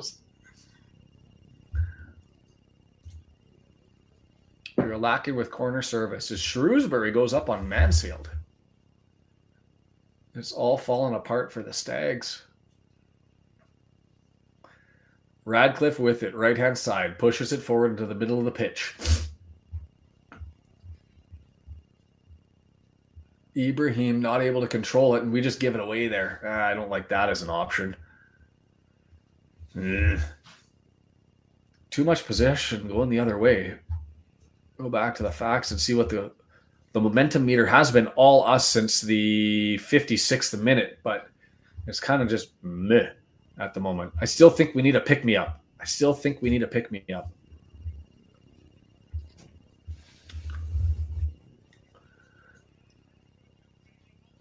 Crawley with it, 18-yard box, looking left-hand side, broad forward, shot opportunities right there, chipped up, put it over top of the net. Thank goodness for that one. Jeepers. I feel a goal coming.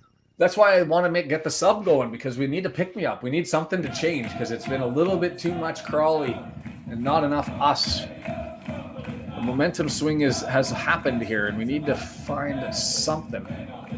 And I think that you guys are avoiding the real question here, because Evans got next up on the loan option. So I've got to go back and do the ultimate question between Palmer and Mullin, because I thought that was going to be on this one.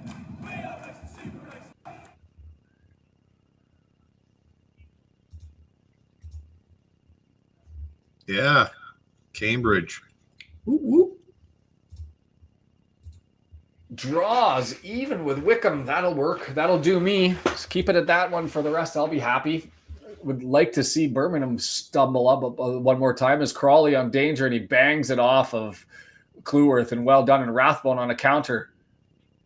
Held back. He's got 2 men on him, and it's going to get stabbed out, and we're going to get a throw in. Good little battle there on 2 men, and he's able to eke out the throw in. And so we'll take it. So here's the poll that everybody seems to be a vote. Who is third next likely to go out on loan? Alphabetical order: Mullin, Palmer. And I should have had a third option. I refused to vote out a protest.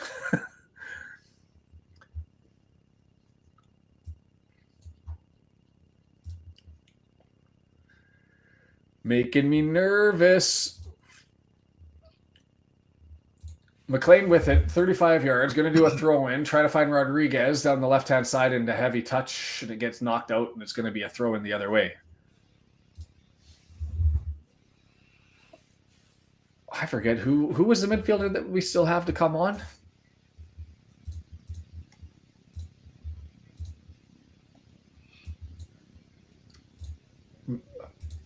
Rookie mistake on my end not to know the answer to that question. Elliot Lee. So Lee and Fletcher, is that what we're looking for? And would you bring Fletcher in for Rodriguez or Smith? I think you'd bring him in for Rodriguez only because Smith's been running minutes nonstop for Reading. You know he's got the vitality. So I think then you bring Marriott in for him later on. That would be my call. Ooh, Longman instead of Lee. That'd be interesting. I'd be for it just to see it. Just to answer that question for me a little bit anyway.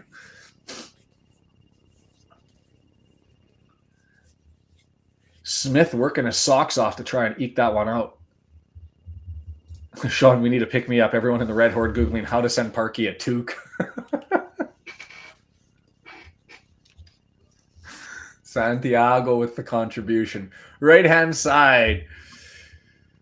Adiemo, 67 minutes in, and I feel like the last 5 to 8 minutes it's been all Crawley. As there's a nice little header forward, and Barney has to come back and stab that one and nick it in front of Anderson. And he's able to and get it out, and they're going to have a throw in here from 20 yards away. Oh, they decide to take it 25 yards out, and they get the throw in.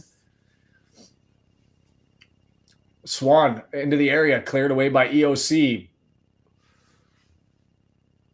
Smith Rodriguez tries to get it to Rathbone, can't. No, Crawley right through the middle. Right footed just misses. Was that blocked and gone for a corner, or was that just misstruck? No, that was a tackle on the edge of the box. Let's get something going here. Parky, read the room, man. Ibrahim and that was Matty James with the desperation on Ibrahim to make that one go away. But we'll get a corner here from the right-hand side. It's going to be a right-footed out swinger. They don't do the short corner. It's going to be taken here. It's far post, out swinger, and it's headed up and over top of the goal.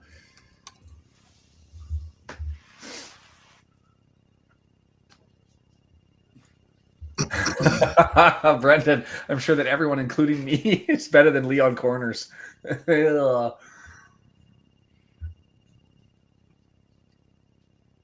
Despite my arguments that I could be a better CEO than the current CEO. There we go. Fletcher on for Rodriguez. He showed some stuff. I got to have that one. I will not take me being greater than Lee.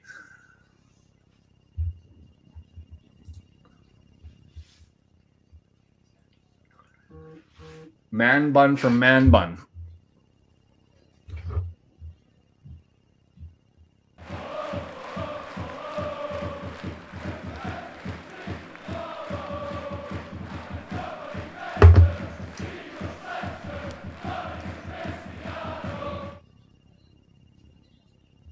So we'll get an opportunity here to see how Fletcher and Smith run, and I'd expect to see Smith get subbed out from Marriott at some point in time. The fact that it went this long, I'd say it's probably 80th minute. I would have liked to have seen both of those come on earlier.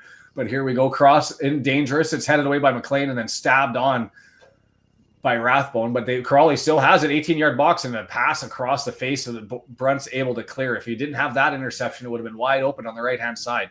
It's all Crawley all the time right now. As much as it's been celebrated there with that early goal over 70th minute, and it's been Crawley now for 12 as they're searching, and we're on the back foot. On the back foot. Kelly, Adiemo. Kelly, right-hand side, searching, looking, can't find anything, plays catch and gets it back to Kelly, now 35 yards out. Searching, kind of stagnant. Oh, but a nice little pass forward, and it gets around, 18-yard box, crosses through, and EOC stabs that one away. Too many questions being asked. Another one, 18-yard edge of the box, still moving around. Rathbone get there, ball spinning away. No, it's fouled there on the challenge, and we'll get a chance to clear it. Come on, lads.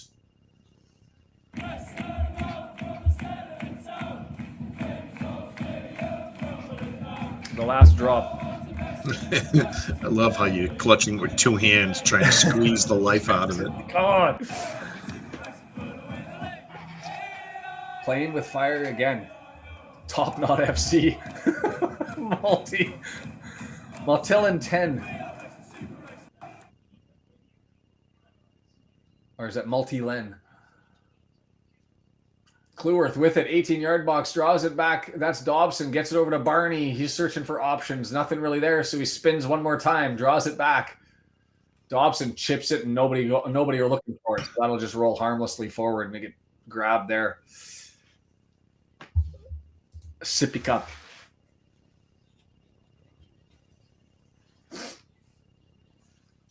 I'd like to see another one.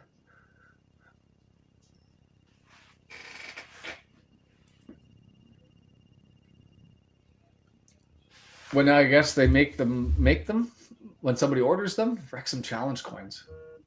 Do I have to get coins made up?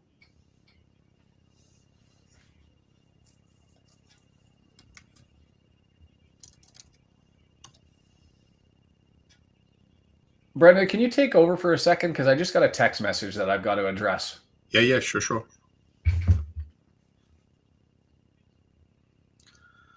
So it's a free kick here from midfield. Taking forever as usual. Oh, I got to switch over to Sean's. Here it comes. Not able to connect. Ball's batted around. Oh. Probably with the ball.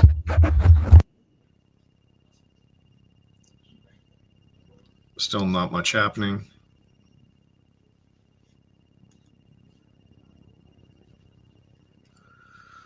Ball's knocked up down the left side.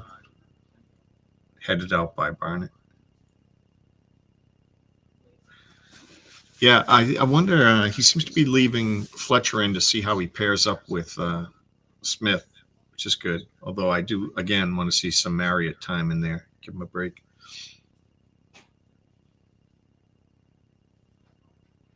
Not much happening. Still balls being knocked around. I have to make sure that I don't watch my Paramount feed and watch the iFollow feed, making sure I don't spoil stuff for you guys.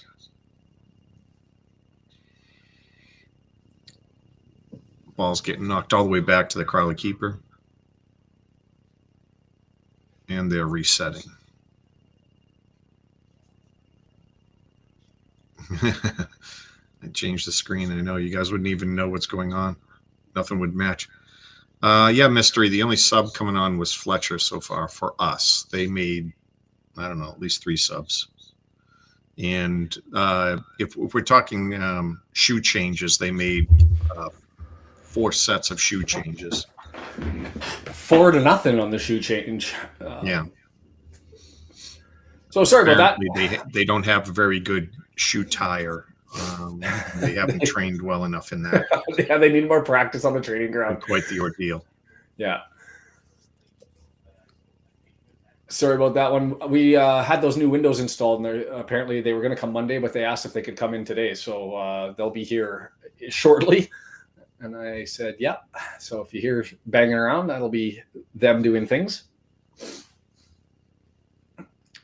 Crawley, 25 yards out. Hepburn Murphy with it. Moves forward, 19 yards out. Puts it forward. Cleworth, he's going to shelter off his man. Oh, and he misses the... And it's going to go for a corner as he got danced around. He tried to frame his man up. And that was Kelly, was it? I think so, yeah. Oh, is that 9 or 19? No, that was Swan. Swan was able to get around him. And it's going to go for a corner. They're going to take another Notts County special short corner, and it's going to go for a second. They got Marriott lined up on the side. Marriott lined up in the 76th minute. And I love Parkey because he's mostly predictable. I got the Howard Okonkwo one wrong today, but a lot of that was bang on. Right-footed in-swinger, looking far post, dangerous ball, and it goes wide. Fortunate there, and I don't know if it landed on the head of Conroy and he got a touch on it or if it just skipped too far, but it was all there for Conroy to be able to get to it and potentially even show on me further behind. But dodging bullets are we right now. Did I miss a score update? Birmingham still 1-1 as I have it. Northampton up 3-0. Stockport's still up on Leyton Orient. Wickham and Cambridge. Why did I think that went 1-1? Did the goal get taken back and I missed it? Wow. Crawley's bringing on all sorts of fresh boots.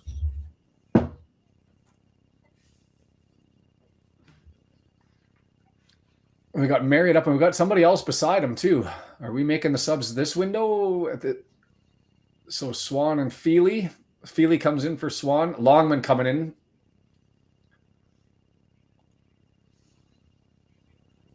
Barney for Longman.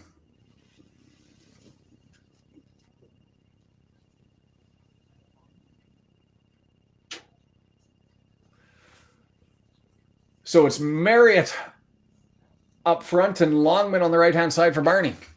Dodging bullets like Neo. Do not like. What I do not like this Longman Barney sub as Well, I would have liked to have seen Longman in the midfield to see what we've got from him. Do you know what I mean? Because I don't like the competition being just those two as Marriott comes on and immediately causing a mess just outside the area, but it gets cleared away and we are able to get control. Brunt going to go for the long switch, trying to get it over to Longman. Longman gets it off of Fletcher and he's moving forward, 18-yard box dancing, and he just doesn't have the cross, right? He didn't want to take it. And I'm with you. I wanted to be able to see what we could get there. Why are Wrexham not controlling this game and putting it to bed? I don't have an answer to that. Because if his game is not to cross, then I would rather have him in the midfield. Put the engine to the test and see what he's got there. Or if we're not looking for Mo Salah, how about the last year League One, and I mean the French League One, second leading scorer Jonathan David, who's probably going to go to Newcastle United. They didn't transfer him out, and so he'll be on a free, probably to Newcastle United.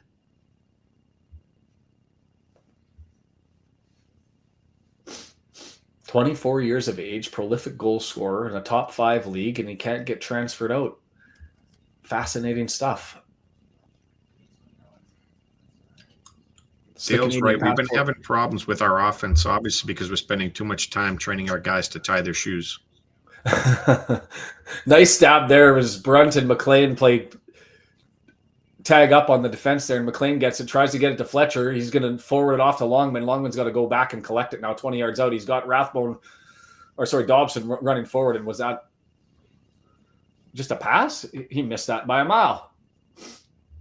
I'm not convinced at the moment. I like the work rate. I like the vision. I'm not liking the execution.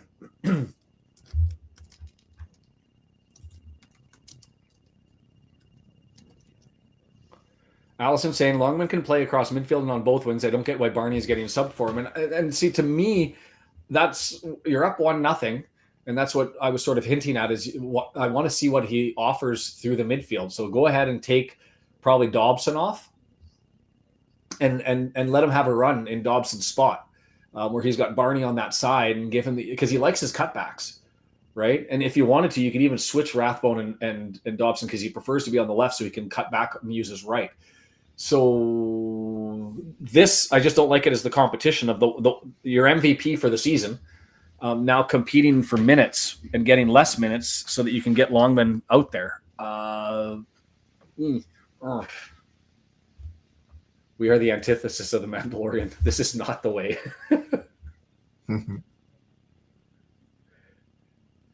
And I'll give a shout, and I think I gave it the last time. If you haven't watched a lot of Star Wars stuff because it's been coming out too hot, too fast, and too furious, as it has for me, Skeleton Crew could get you back into Star Wars, and it did, for me anyway. I did the shout out for Ren. This time I'll do the shout out for Skeleton Crew. Long throw in on the right-hand side. Fletcher not able to get his head on, so just falls to Crawley, and they're going to move the ball forward. So many new players out there. I don't know who on Crawley's out there positionally. And so it's going to be Feely with it over on the right-hand side. Stabs that one forward, and Matty James steps up front, can't get to it. It's going to go to Conroy on the right-hand side. He pushes it forward. Ibrahim gets fouled, and they're going to be 33 yards out. And a free kick. Giselle says, yes, Skeleton Crew, I agree. I'm so Canadian. I can't help it. Sorry, eh? Just try to sneak by you.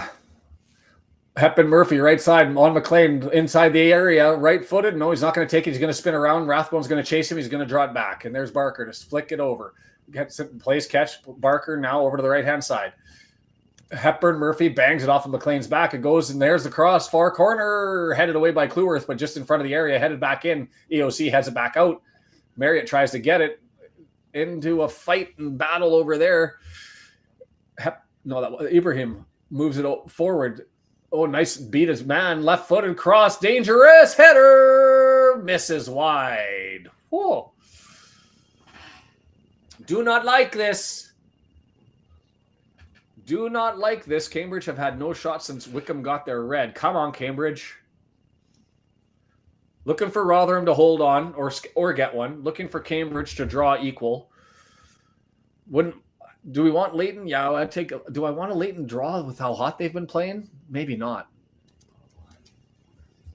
Well, stop screaming for it, Andy. Make it stop screaming. Whatever's going on. Do not want that. Nice little flick on there by Fletcher, but he can't get to it. It's going to get knocked back to Cox. He's got Marriott chasing after him, and he's pumped through just barely in front of the oncoming Marriott, and it's going to go all the way forward to the left-hand side to Shawunmi. Shawunmi advances it on, and here comes Crawley again. O'Connell got it back, and it's safe to Longman, and it's cleared up in the air, but to nobody. You almost feel like Longman needs to take a breath sometimes because he seems to be racing when he gets the ball. A little bit too excited and too agitated with being on a new team and trying to stretch things, not knowing where to go and where the outlet is. I don't know, but racy. And a missed touch there is a giveaway. We'll take that one. Possession now, not good. Let me go and find that. 64% to 36%. They're ahead on the XG 0.98 to 0.71. 12 total shots. I didn't notice this. How many shots on target for Crawley Town? Kim. 14 shots total now. Just got updated. 0 on target. 394 passes. 82% efficiency.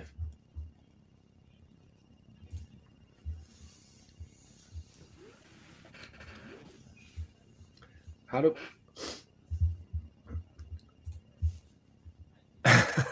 we need to roll like we're a Limp Bizkit?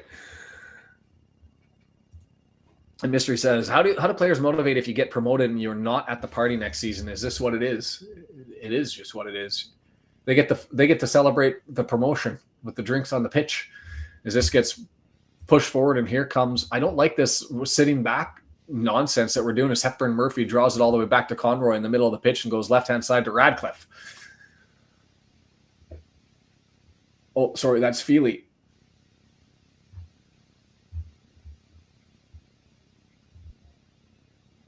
Radcliffe, right-hand side, pushes it forward.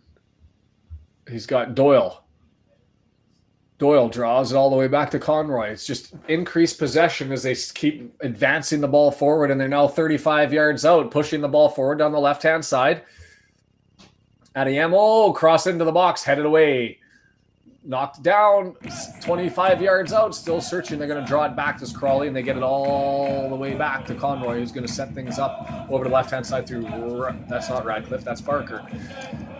Adiemo dancing on Longman, cross, Longman gets sent. Longman just, dangerous scramble, somebody clear it, 18 yards, shot, bounces up into the air. It's still all Crawley all the time. We are struggling.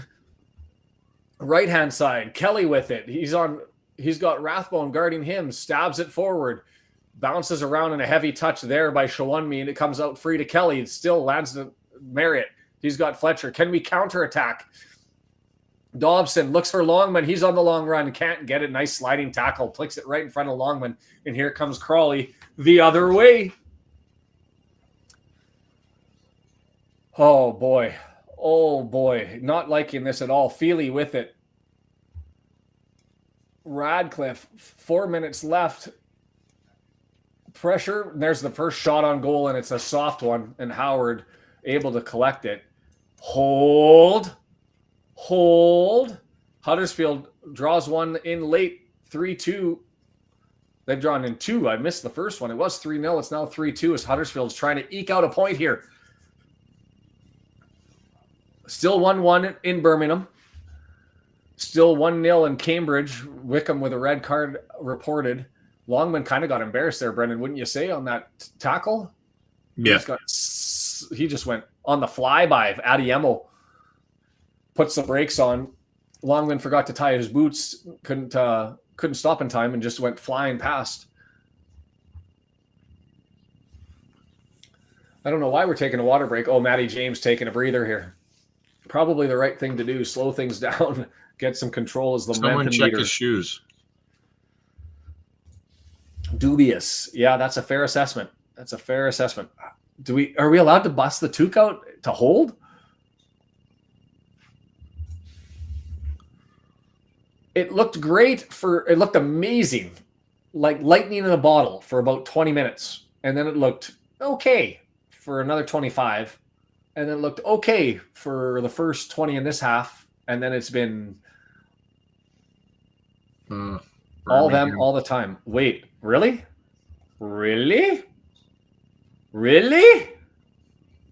Birmingham scored 1-1, Cambridge and Wickham. But Birmingham scored. Brum ahead 2-1. So where one giveth, one taketh away. The league table changing all over the place. Reading going up 1-0 on Bolton. Everybody's voting for the toque. Okay. I can read the room. When I'm holding, do I put the badge backwards? That's a rally, isn't it? I don't know. Got to be something different. I just don't want to end up jinxing anything.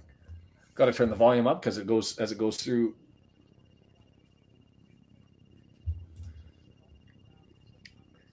I put it backwards.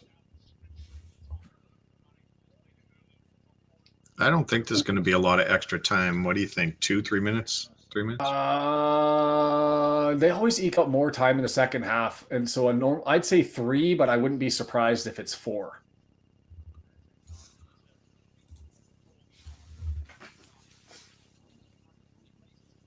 Crawley with it, their side a half. Left there, I believe that's Conroy. He's going to get the switch on all the way over to the right-hand side to Radcliffe. And Radcliffe is going to search for this far side. Shawunmi able to set it back. Right footed! Scores! That was a frickin' worldie. Bugger.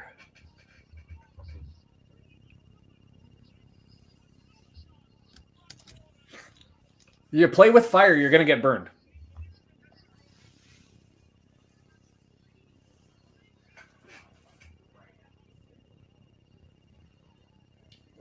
That was an impressive freaking shot from Ibrahim. 22 yards out and just a right-footed bullet into the top right corner. It even had Conroy just go holy in the back. Just right-footed blaster. Curls in. That's That's not his fault. There's Vince with the summary. We asked for that. I'm still blaming Sean.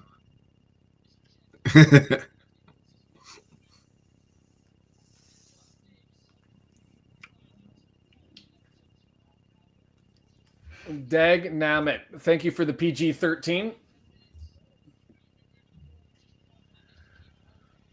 Now, what'll piss me off is we're probably going to come out like gangbusters here for the last, I haven't seen how much added time. Hopefully it's 4 minutes. When I made that shout earlier, we'll see how it goes. Blame me. What did I do? The toque. You guys told me to put the toque on. No more toques on a hold. Nothing from us.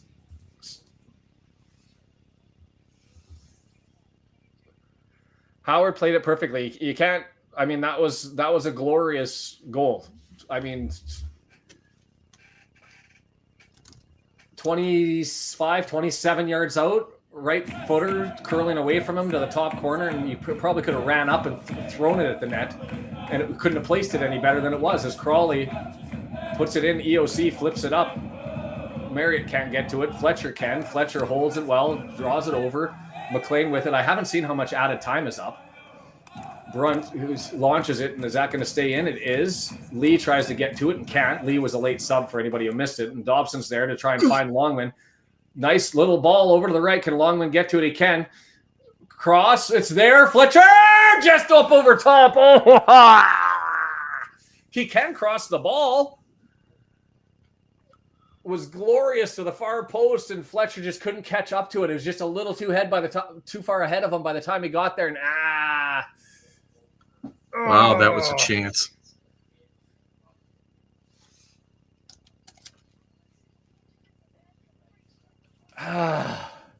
It was there.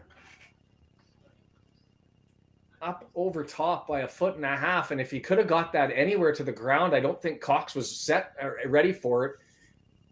Anything down from that jump would have found the back of the net. Sorry, I missed that. Another 2.5 minutes. 2.5 minutes of added time as Cox. No, 5 added, but 2.5 more. 2.5 more. As Matty James can't get to that one, and Hepburn Murphy grabs it in front. Free kick coming our way. Coming their way, sorry, against us. Hepburn Murphy staying down.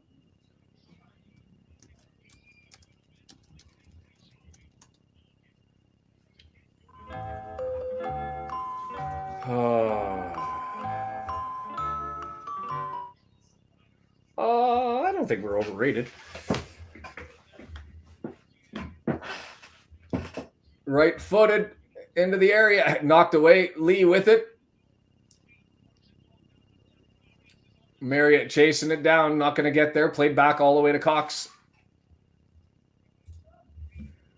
Oh no, this one's on the players just not carrying the momentum that we had for the first 25 minutes when we had lightning in a bottle and everything was going our way. Thought that we were going to score the early goal, thought we were going to have a cakewalk and didn't find it. And there's a giveaway in the middle of the pitch. Dobson couldn't get that pass, and it's going to come over, and Rathbone's got to try and get it. Opportunity for a right-footed quick. Oh, he danced him, and he's into the area, and Cleworth has to get the stab away. Somebody coming to the rescue, but they don't, and so it's 25 yards out. Right-footed, scooped up. EOC has to go out and get it in front of Howard, and it's over to McClean on the left-hand side. McClean searching for Fletcher, can't get to it, and nothing.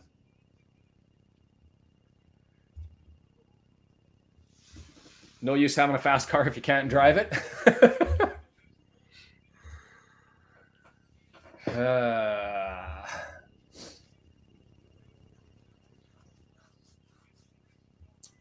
Well, the nice thing about it is the season will play itself out. I mean, we're third in League One.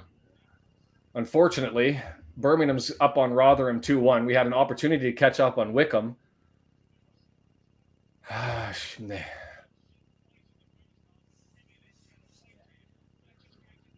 30 seconds left. We have possession. Lee with it. Going to draw it over to McClean. McClean, long ways away from goal, turning towards the halfway line, trying to maintain, stabs it forward. Lee collects, draws it over to Dobson. Dobson's got Longman. Instead, he goes to Fletcher. Fletcher, edge of the area, lays up. Rathbone over to Longman. Cross coming. Stands there. Scores! It's late magic. Elliot Lee puts it into the right-hand side at the death. Oh my God. Holy. Elliot Lee steals 3 points at the death. It's limbs everywhere in front of the fans. Oh my God, where did that come from at the death? Woo-hoo-hoo. Take that, Patrick. We went and got that one. Eat it. Eat it.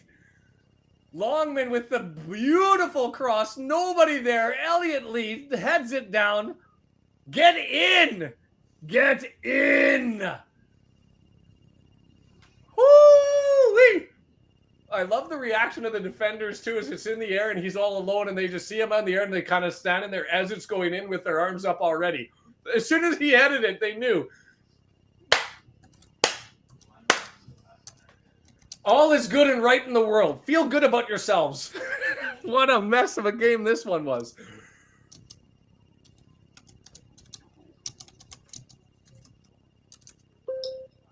And we got drama over on the in front of the coach's box. Fans are leaving the stands. There's the whistle. Put 3 points on the board. We take it.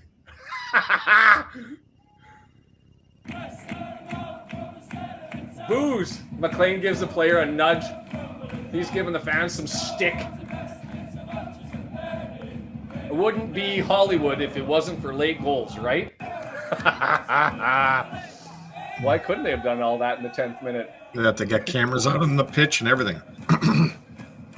Documentary is all out there following Elliot Lee. You know this one's going in the documentary.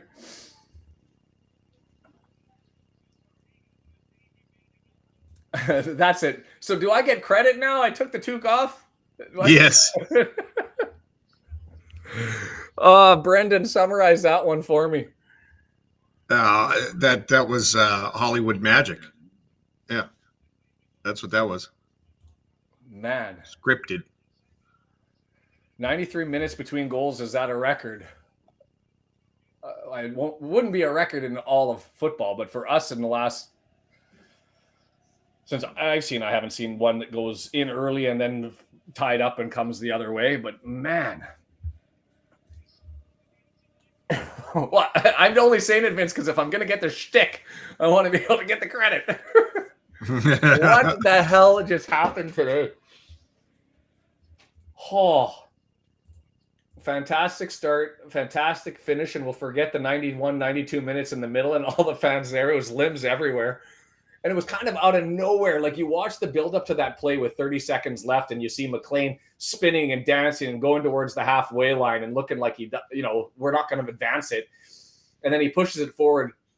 And then it came in and the original pass in, I think it was that play, went to Fletcher and I went, why are they avoiding Longman? Is it because they don't trust his cross? And then Longman gets it. We've been criticizing his cross, or I have been the whole game, because we've sort of been instilled in us from Hull City fans that guy can't cross it. And he crosses up a beauty. He crosses up an absolute beauty.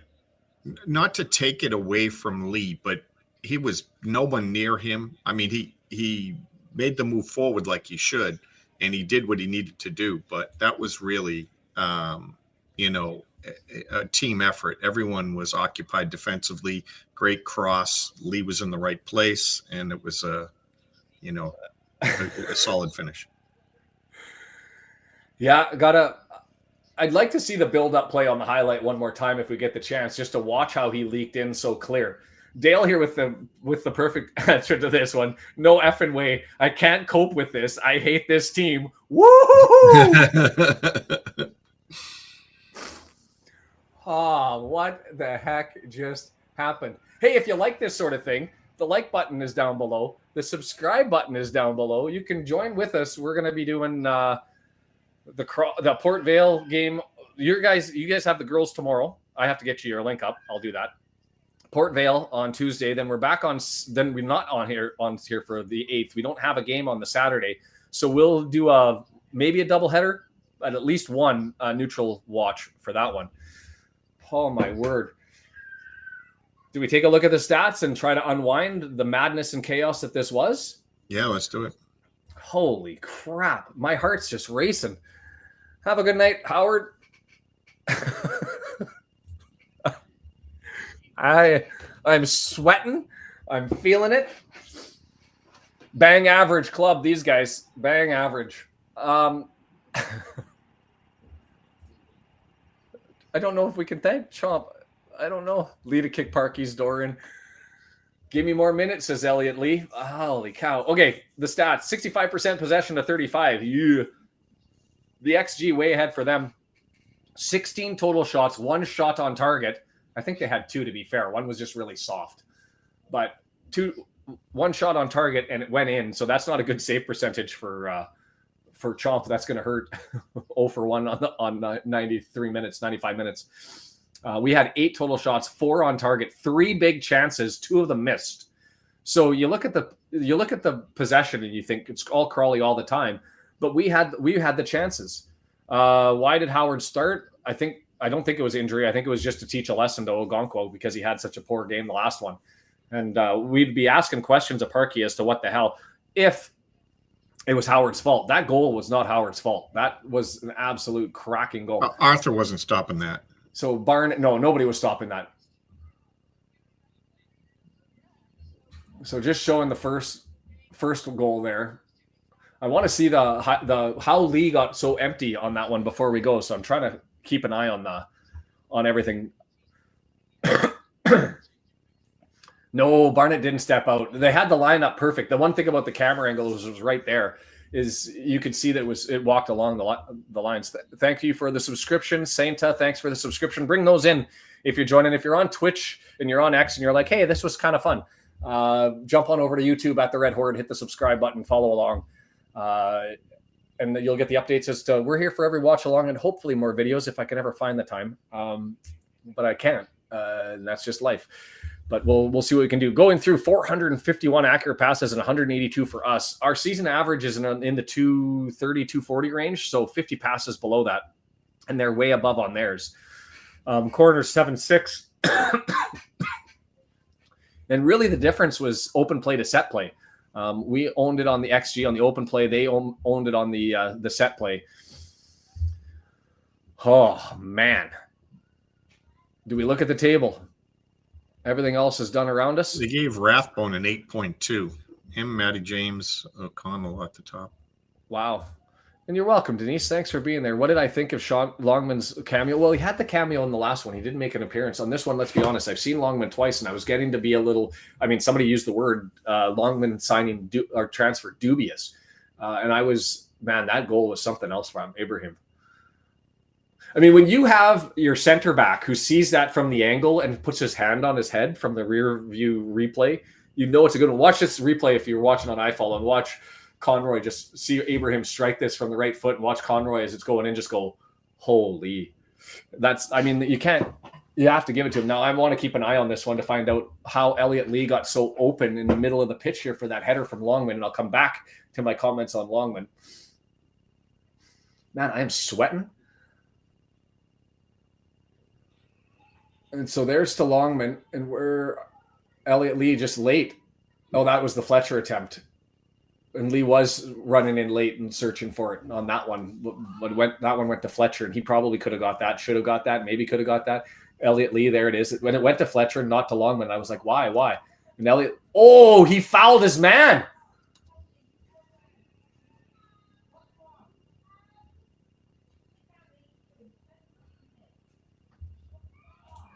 He threw his man to the ground. He completely back, like horse collar tackled him.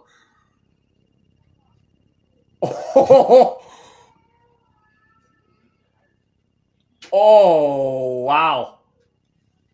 Oh, wow. I didn't see it. That they can edit that out, right? Yeah, now I see why the manager was furious with the ref. Okay. Okay. That shouldn't have counted. That was a foul, but instead we get 3 points. I didn't see that on the play. Yeah, it all evens out, right? La la la. La la la la la la la. It all evens out. Oh boy. That's not even close. Like, that's not even a debatable one. I can't sit here and tell you that that's not a foul. He literally reached right foot, grabs a full amount of jersey, and reaches the guy to the ground. He's wide open and heads it in. The bus is all warmed up. Yeah, get out of town. Get out of town. All right, let's just skip that. It didn't happen. See no evil. And we're gonna go to the. That's smash and grab. Like, just went back and almost put him in a headlock. Just ripped him to the ground by his. Well, it wasn't quite by the throat, but I mean, unless you count the jersey going up, but he straight jersey the guy to the turf. Oh, that's. We'll just carry on. Birmingham. They ended up coming back and winning that one 2-1 against Rotherham. So Rotherham scored early, got us excited, not able to hold on. But fortunately, Cambridge was able to come back and draw even with Wickham, so they drop points. So that's equal on points with Wickham. And now with our win and their loss, we are 4 points behind. And interesting, has this been updated? RKO had mentioned earlier, only 17 games left. Drop 2 points. Yeah, and that's why I was thinking I got to get a hold of Andy, because I want to be able to get his data and improve it with the Canvas stuff and start to do that run-in video. We are still in third, and we're still 4 points back. Stockport was able to get a win out. What's interesting to me is we are in third, Stephen.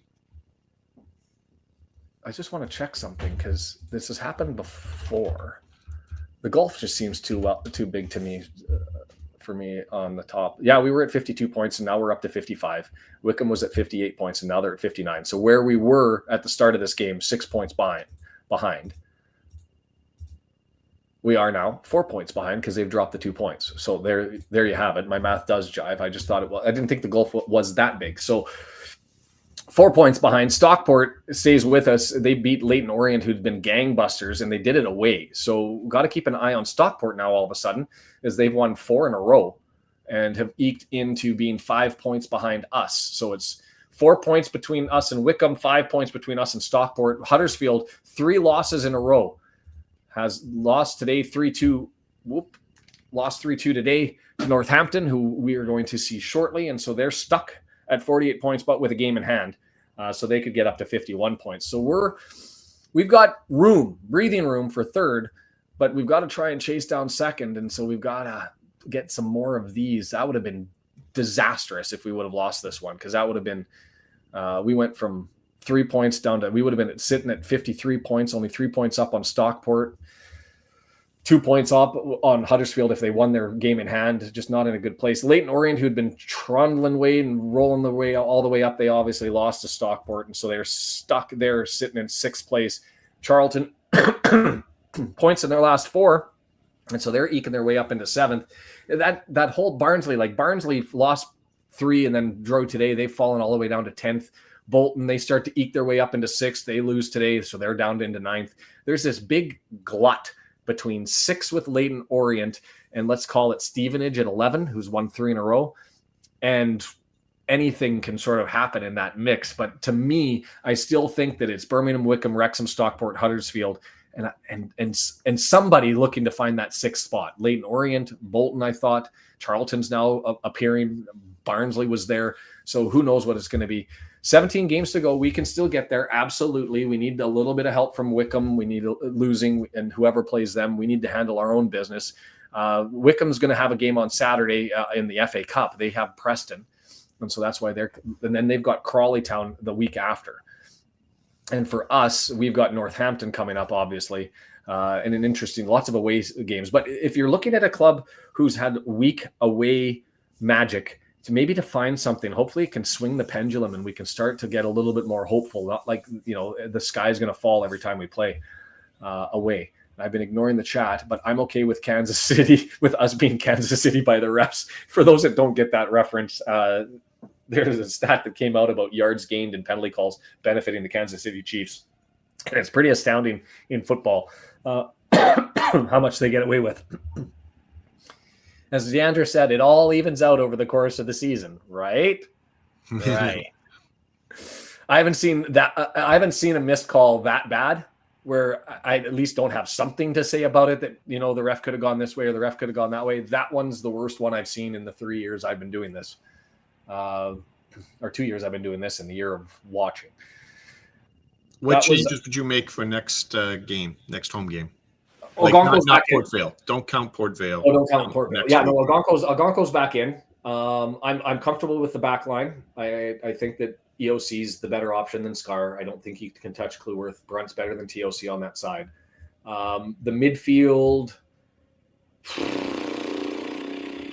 it's got to be Barnett on the right, McClean on the left, although I want Longman to come in as a sub. But the question is, I'm not even going to mention Cannon's name, and how weird is that?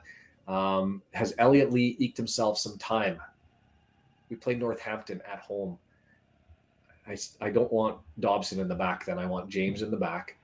So it's going to be the same midfield for me, even though Lee just scored that cracker there. I don't think he'd make that sub. And to me, it's the same strike force. I think the only change is Okonkwo. I agree. Yep. That was my feeling. And I say that recognizing that Crawley still had us by the cojones for a solid 40 minutes there. Right? Yeah. A midfielder. Where are you going to get it now? I mean, on a free, I haven't checked if there's frees that are out there. If you wanted to get I'm going to go back to the Stuart Armstrong signing by Sheffield Wednesday. If it was only $500,000 to get that guy, then why didn't we get him here at 750? We could have snuck in and swooped in on Sheffield Wednesday. If it was just $500,000 to the Vancouver Whitecaps, Scottish national would have fit in nicely in the midfield, I think. But Dale's pointing out, why are we getting excited? I think because, even though Crawley's 3 from the bottom, the reason why I'm excited is because they looked more alive. They looked more skilled. The chances looked better. That wasn't the hoofball stuff. It was that we were far more active up front. It didn't pay off, but far better signs of life than what we've been seeing from the team in a month. So you're on tomorrow with Deandra. Aberystwyth comes to the Rock. Unfortunately, unless miracles happen, mathematically we haven't been eliminated, but we would have to win out and Swansea would have to lose out. I don't know. We might have been eliminated. We have to win by 2 games. Yeah, we need to. Yeah, we're not mathematically eliminated. Yeah. We've got to win out, and Swansea has to lose out, and that would give us. If we won out, we would have 60. Well, they're not the only one. We have to go ahead 2 teams. Well, fair, but we've got Barrytown's only got 1 left, and so they could get to 20. They can't get any higher than Swansea, and so we'd have to win out. Swansea would have to lose out, and I don't think that's happening. Because we've got Aberystwyth Town, we've got the makeup game on the Wednesday the 5th, and then we've got Swansea on the 23rd. So you could go into that Swansea game and it could be away, take it or leave it. That'd be good for the documentary if Swansea was able to lose. Haven't looked at who Swansea's playing here as they go through. They've got Cardiff City, so that's good news.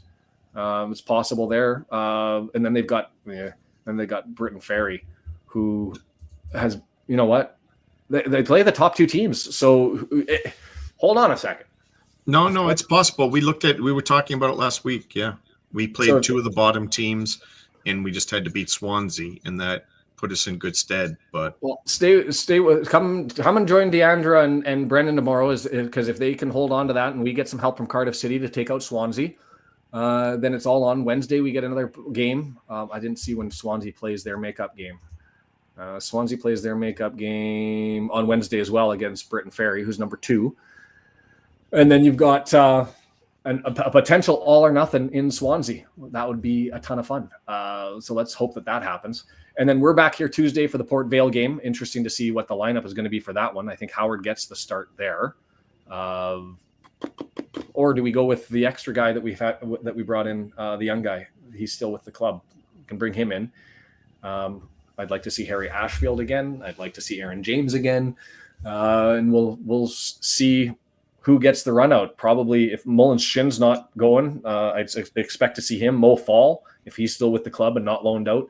So the Port Vale game could be interesting to see a bunch of people that we haven't really seen so much. So this is single game elimination. Don't we want to win this? But you're not going full lineup. Not yet. Semifinal. No, but I mean, Ashfield, I mean. Oh, yeah. Because he can go. Hi, bud. iPad's not done. Sorry. I'll try and fix it later. We're going to have to wrap up as the kids know what time it is. Take this. Here. Come put this on and say hi to everybody. Whoa, don't knock that over.